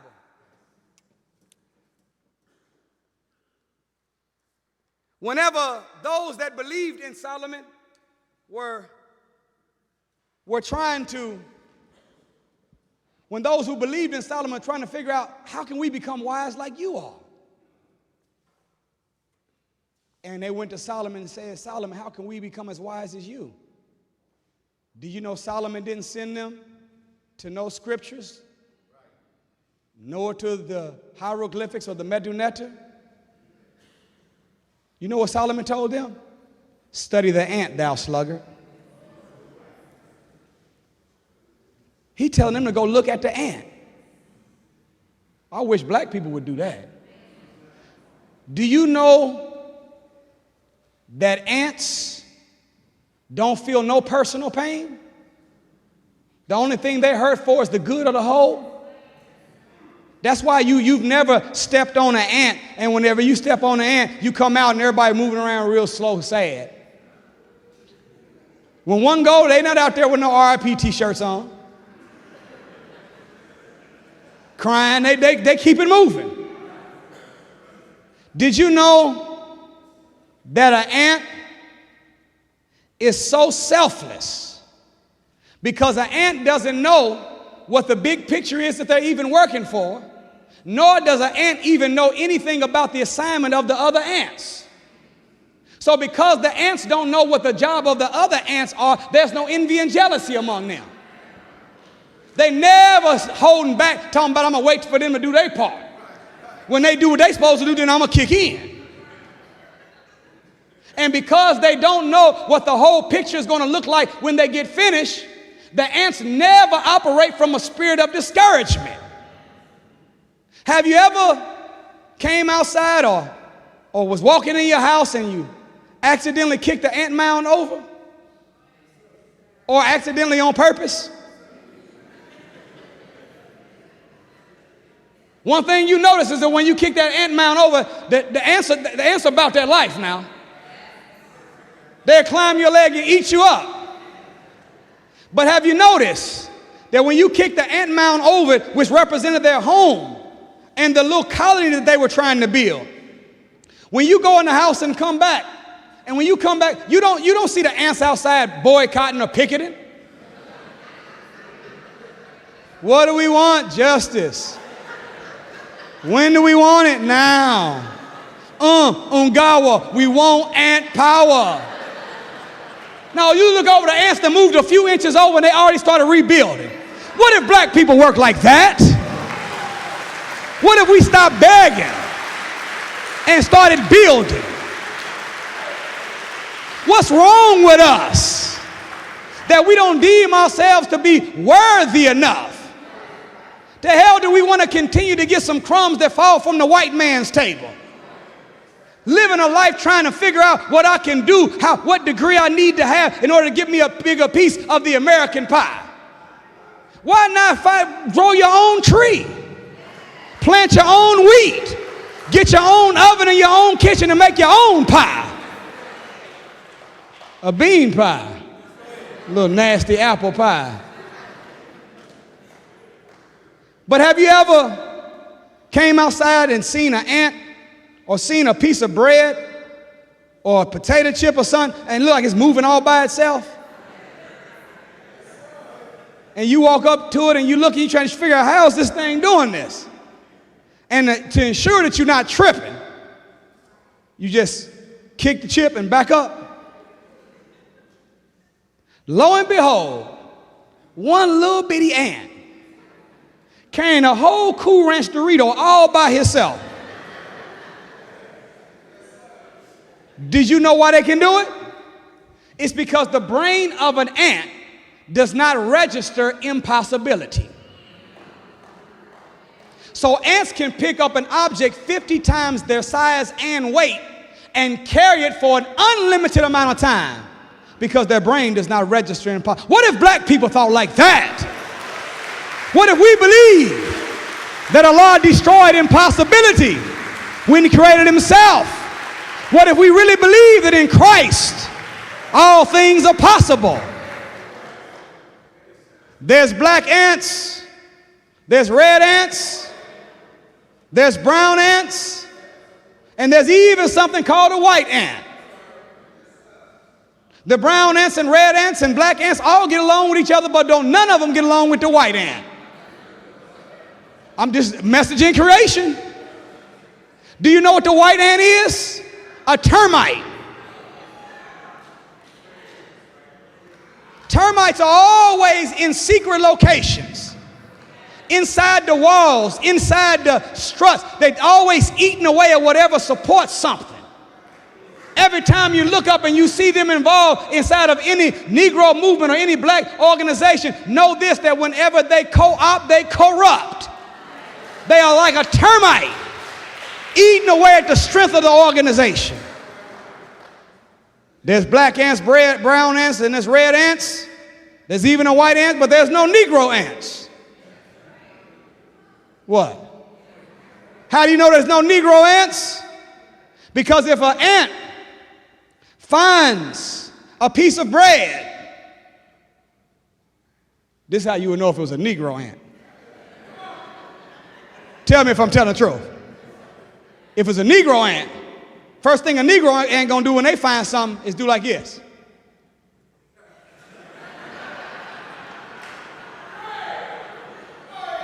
They wanna know, did anybody see that I found something? And if didn't nobody see it, they gonna tuck it. But the ants are so selfless. They'll eat a little bit of the bread, then they'll fill their mouth up with the bread, and they will establish a crumb trail from what they found all the way back to the colony, so that the other ants will know the exact route they need to travel to get to what the other ant has found. I wonder what would happen if our black lawyers would establish a crumb trail. if our doctors, if our engineers, our chemists, our millionaires would establish a crumb trail back to the black community, that every young black child that aspires to be a doctor, a chemist, a lawyer, a millionaire will know the exact route they had to travel to accomplish that task. A couple of years ago, whenever the South Carolina was flooded, they walked up and seen what appeared to be a stick or a twig coming from the bottom of about 2.5 feet of flood waters. And they looked at this stick or this twig, and they noticed on top was this one large queen ant. And as they got closer with the camera, lo and behold, this was not a pole nor a stick. These were the male ants that had sacrificed their lives and under the water to build on top of one another a platform that their queen could be protected. I wonder what would happen if black men thought like that. See, if black men thought like that, there wouldn't be no Sandra Blands. If black men thought like that, there wouldn't be our little sister in McKinney, Texas with a 300-pound white man on her neck.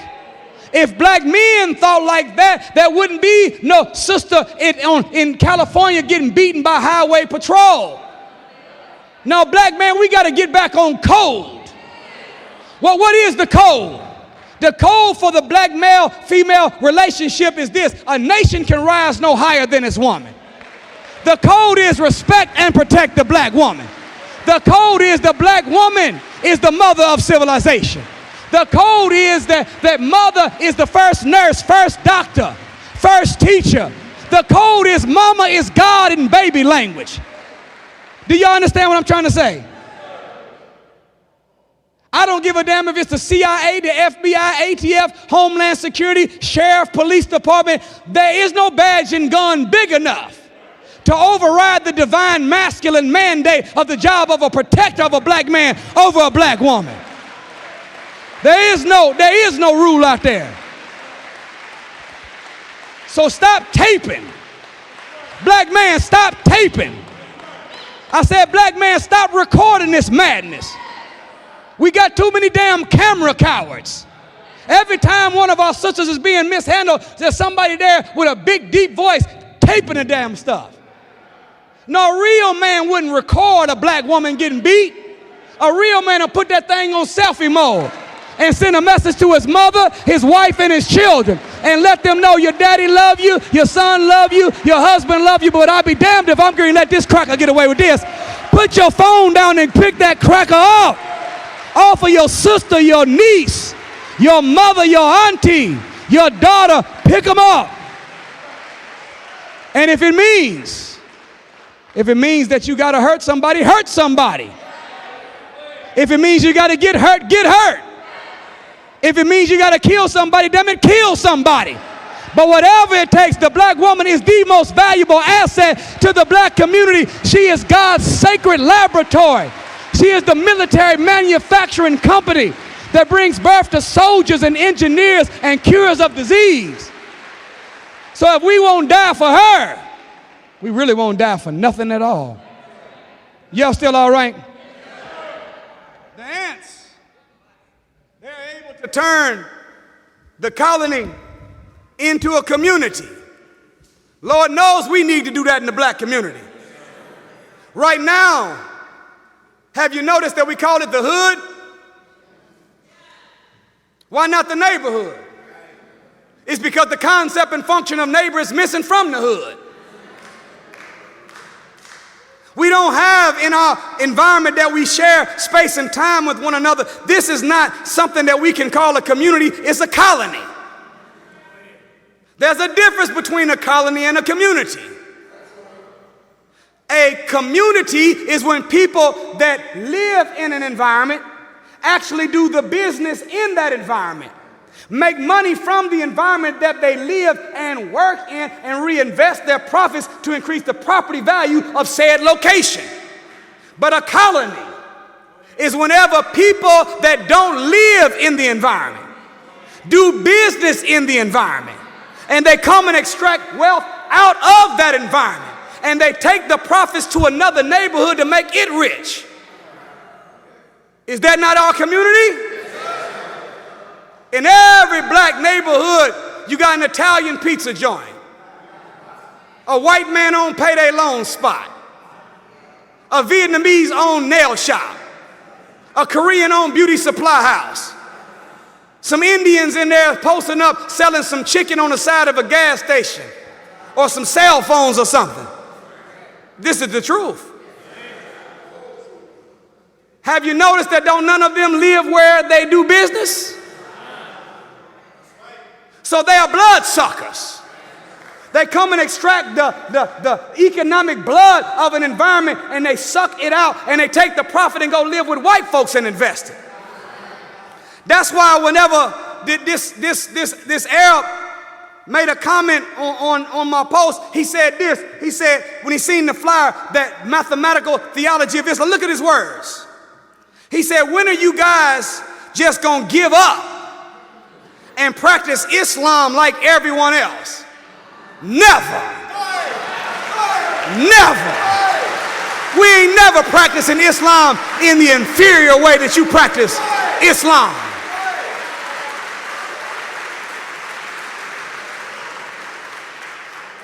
Master Father Muhammad did not leave paradise and travel 9,000 miles all by himself and come to you and me, the sons and daughters of slaves that have been robbed of our name, our culture, religion, moral-ways, folk-ways, norms, and God, to put us into the back of the line of Islam.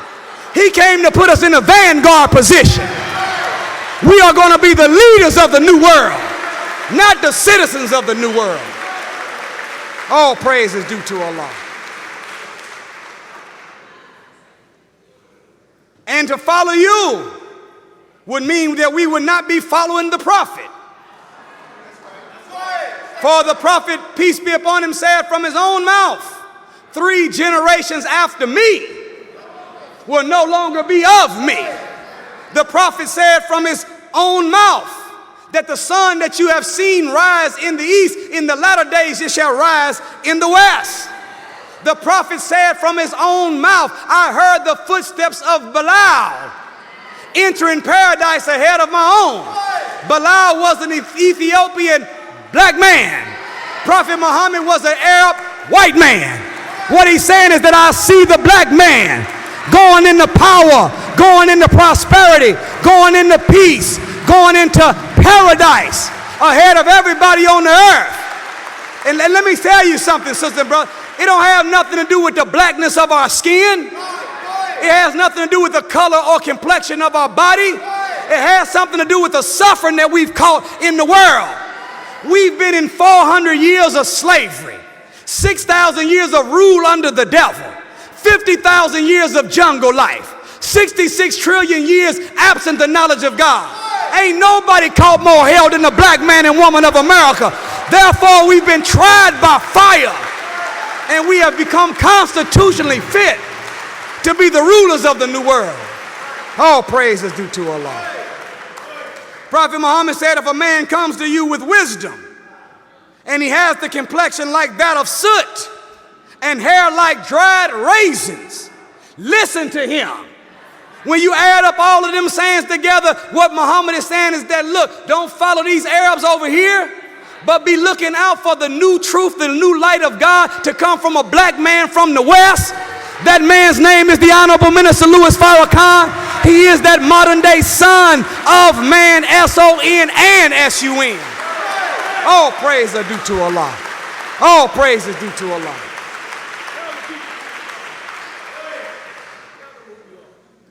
Our brother Arabs and Pakistanis and Indians, you came to America and went to medical school. You came to America and lived with white people. You came and you build your masjids in white neighborhoods. When you write books to make converts out of white people. The only time we see you in the hood is whenever you're selling pork, black and mouse, cigarillos, alcohol, drug paraphernalia, cheap food, hiding behind 3 inches of bulletproof glass, disrespecting our nieces, our daughters, our aunties, our grandmothers, and our mothers. But when we get back on code, black man, when we get back on code, we'll go in there and kick down that glass and kick us some glass. I said glass, I said kick us some glass. Y'all all right? To wrap this up, the white man has always feared the reuniting of Islam with black people in America. Did y'all hear me? The Honorable Minister Louis Farrakhan said in a message titled Islam, the Natural Religion of the Black Man, that George Washington and the founding fathers met with one another and they came to an agreement that we must never allow Islam to come back to the slaves. Did you know that the founding fathers of America were Masons? A Mason is someone that studies Islam in secret. If you convert the word Mason into an acronym, you know what an acronym is, right? It's when you take a word and every letter in the word represents another word. Like CIA stands for the Cocaine Import Agency. What? Is that right? That's not it? FBI finding a black man to incarcerate. Media most effective devil in America. NAACP, Negroes always asking Caucasians permission. That's what it has been.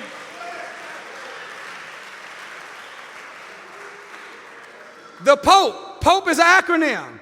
Protector of pedophiles everywhere. I'm just saying.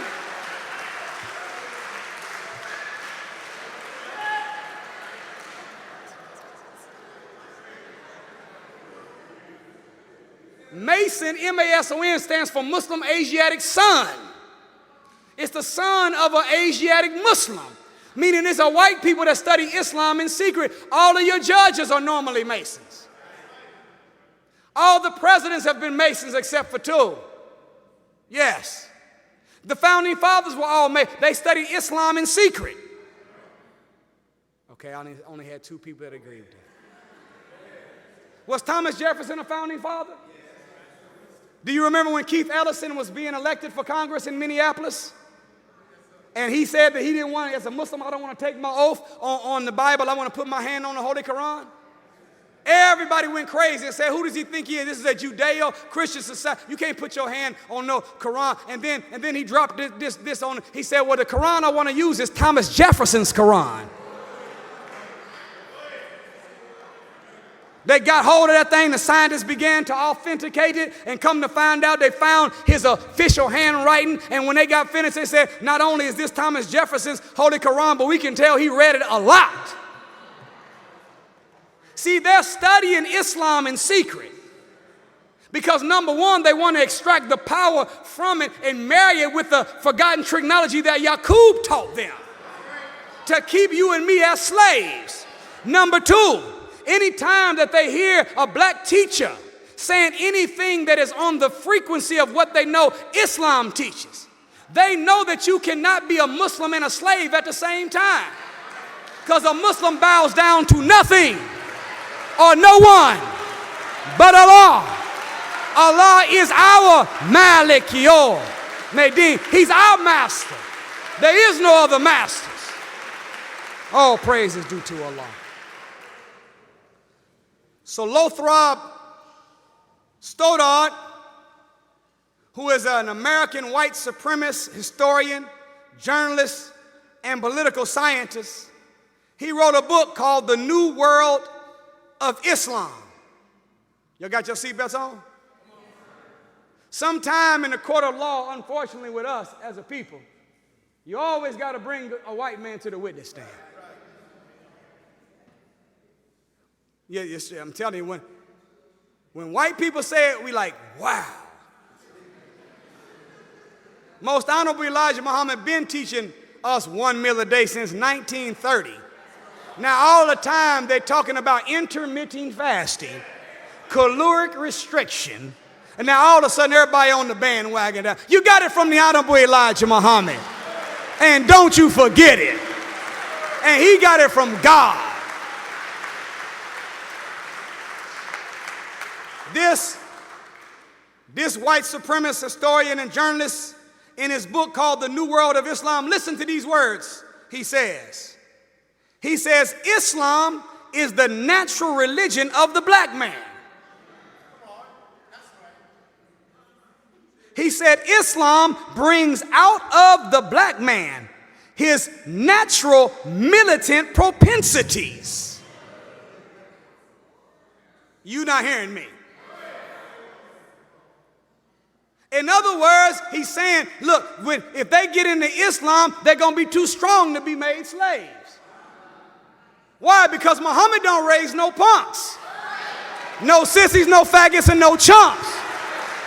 Muhammad don't raise nothing weak, nothing fast, nothing loose, and nothing cheap. Muhammad makes soldiers out of men and soldiers out of sisters.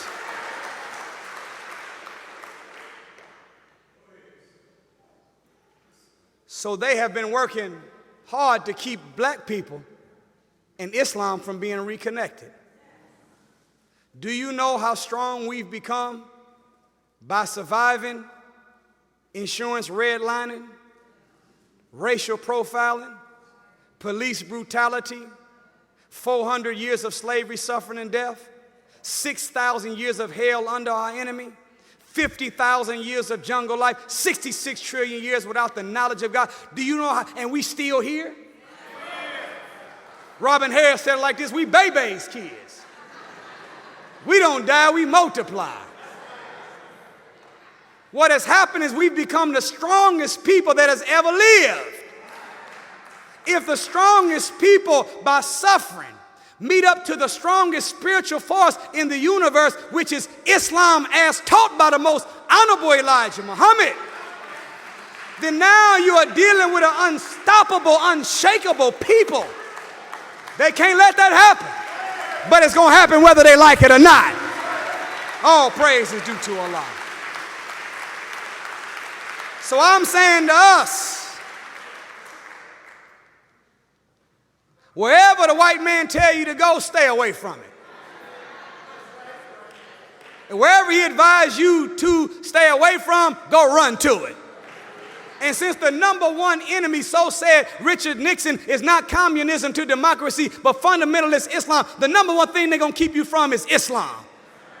We should run to it. All the prophets were Muslims. So you will be in good company.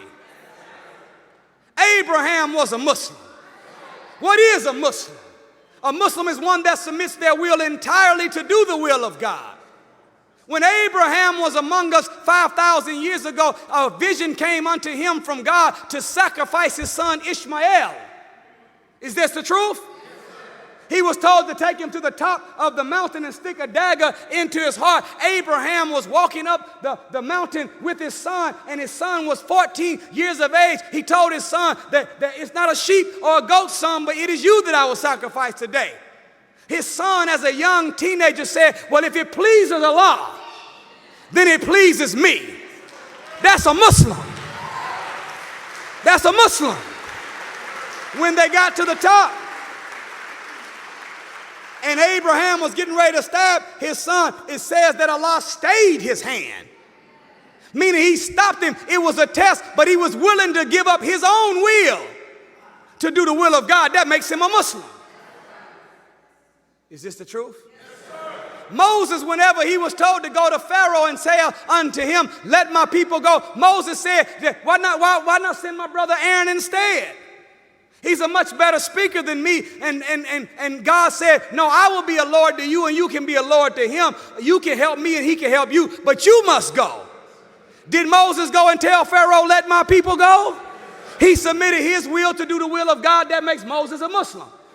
Didn't Jesus say, it is not my will that I do, but the will of the Father that has sent me? Jesus never took no praise unto himself. Every time people started acknowledging him, he always pointed everybody to God as being greater than him.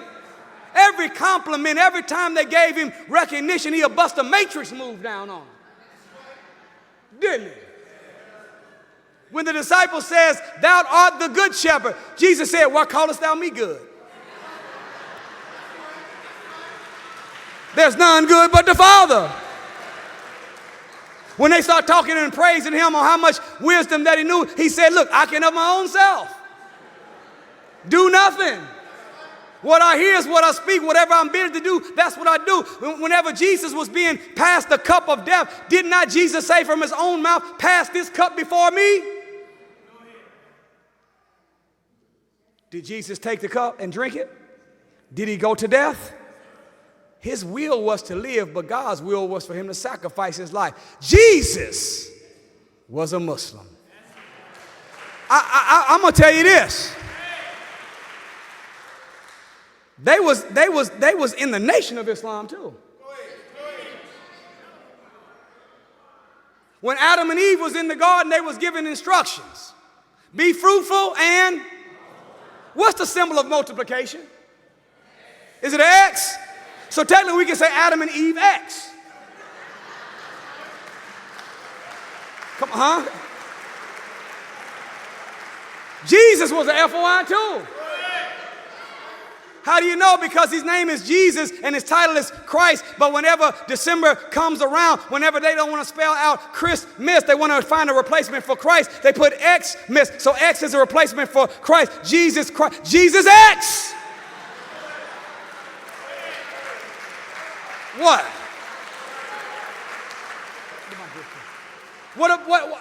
What about Moses? Did Moses, whenever Moses was the last plague of death was coming to the children of Israel? You remember what he was told to do? He was told to go unto the children of Israel and put a strike of lamb's blood on the doorpost, and if you did so, then the death angel will pass you by. He said a strike of lamb's blood. I don't know about y'all, but bowling is my favorite sport in concept. I'm not good at it, but in concept. It's something about taking that big black ball and knocking down them little white pins with that red neck. And if you knock all of them down, you get an X. A strike is an X. Well, if Adam had an X, if Eve had an X, if Moses had an X, if the children of Israel had an X, if Jesus had an X, what you waiting on? Farrakhan got one for you too. Thank you for listening as I greet you in peace. Assalamu alaikum.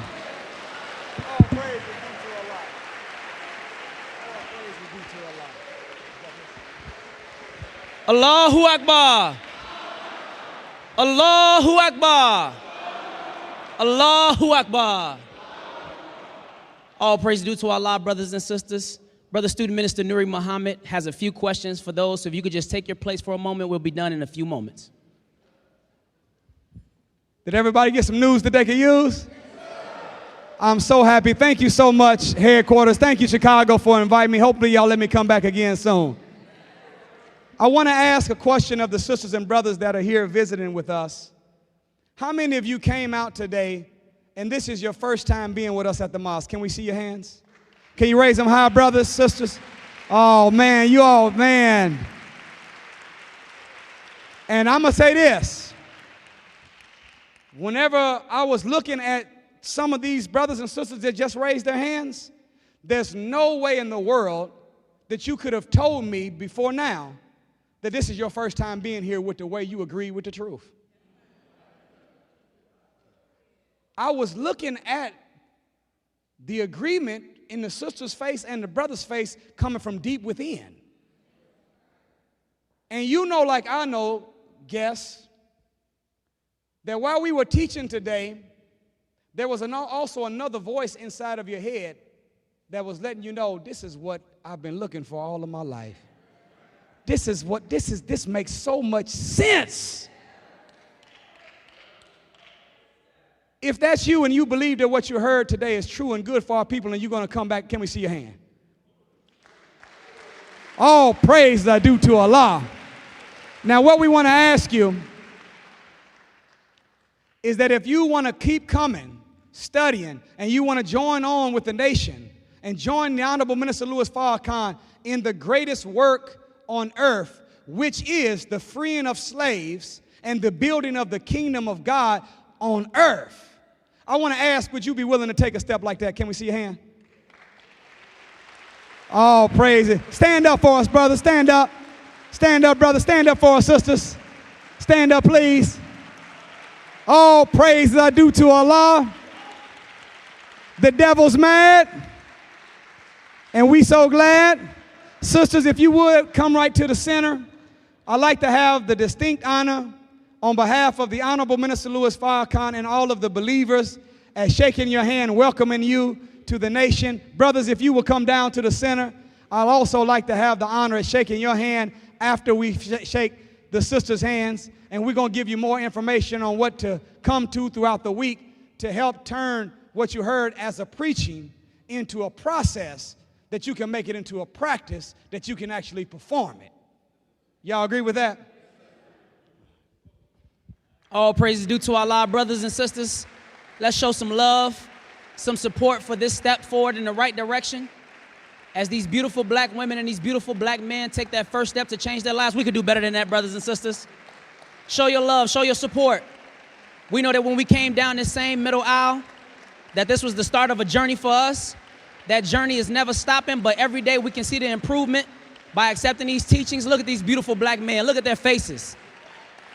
Look at the pleasure that they have from hearing the truth, not from secular entertainment, from the truth. All praises due to Allah, for the most honorable Elijah Muhammad and the Honorable Minister Louis Farrakhan.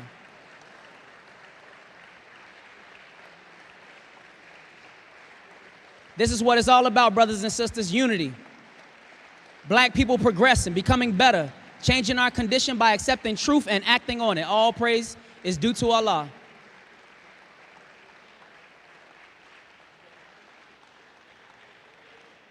Just a few more, brothers and sisters. Let's show our love all the way through.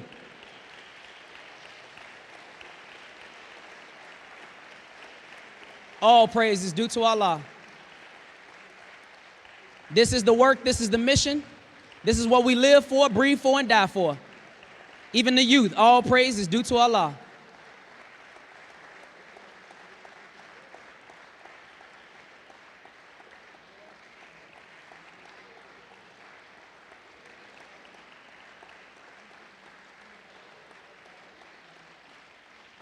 Just a few more, brothers and sisters. Let's show our love.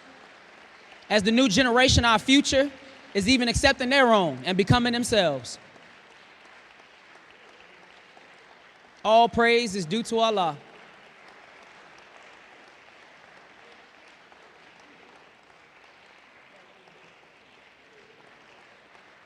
All praise is due to Allah. Takbir! Takbir! Okay, hold on. Now this next one.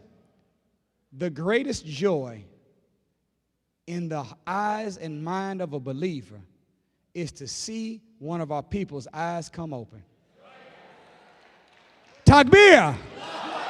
All praise is due to Allah. Thank you so much, sisters and brothers, for blessing me with your presence. Inshallah, I'll be next door, and if you like, I'll be signing books, and we have lectures available as well. Come on, and if you can get something, I have a Bible verse I can read to help you buy something. Let me find. Now, hold on. Just to help y'all buy, here it is. In the book of John, 4th chapter, Jesus said, man cannot live off of YouTube alone. At a certain point, they must buy the, what? What? This is not a King, it's a LeBron James translation. But if you can, we'll be next door. Be honored to shake your hand and show you some love and get some love from you. Also, we'll be on Brother Munir's show today. I don't know what time to come on, 4 o'clock? 3:30? 2:30? All right. Well, inshallah, well, we'll see. I may have to renegotiate my contract. But sisters and brothers, thank you all so much. Do you believe that we can do this? All right, thank you. Assalamu alaikum. One more time for student minister Nuri Muhammad, brothers and sisters. All praise is due to Allah.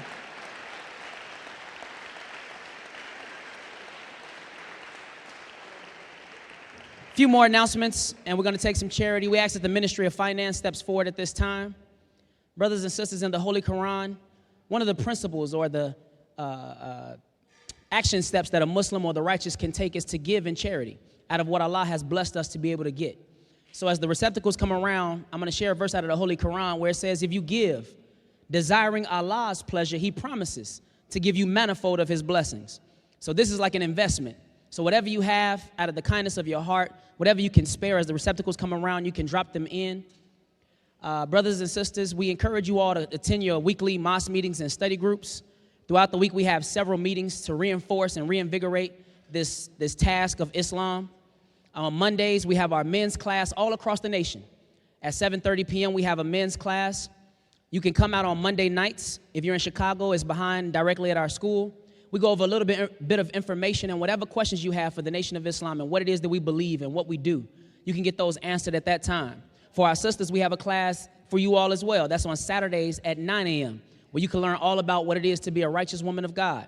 What is it to be an MGT? What are the deeds and duties of an MGT? You come out at Saturday at 9 and find out all about that as well. We don't want ignorant followers in the Nation of Islam. We want you to be knowledgeable about what it is that you're receiving. So we encourage you to come out on Mondays, my brothers, and Saturdays, my sisters. Also, throughout the week, we have 2 meetings on Wednesdays and Fridays, 7:30 p.m. as well. It's a study group on Fridays where we study self-improvement, the basis of community development. So come on out and study with us on Fridays, and on Wednesdays, we have our lecture series every Wednesday evening at 7:30 p.m. The speaker this Wednesday will be myself, Brother Daniel. Come on out and support and just get fed spiritually and nourish yourself as we go throughout this week in Satan's world. Lastly, we have a few local announcements that we will get into after we close out in prayer. So if everyone could please stand, we're going to close and then hold your places, and we have 2 to 3 local announcements.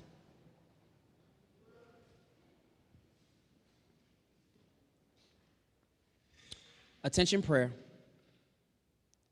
In the name of Allah, the Beneficent, the Merciful, all praise is due to Allah, the Lord of the worlds, the Beneficent, the Merciful, Master of the Day of Judgment. Thee alone do we worship, and thine aid do we seek. O Allah, guide us on the right path, the path of those upon whom thou hast bestowed thy favors, and not the path of those whom thy wrath is brought down, nor of those who go astray. Ameen. Thank you for those who are tuning in via our webcast. Local believers, if you could just hold your place.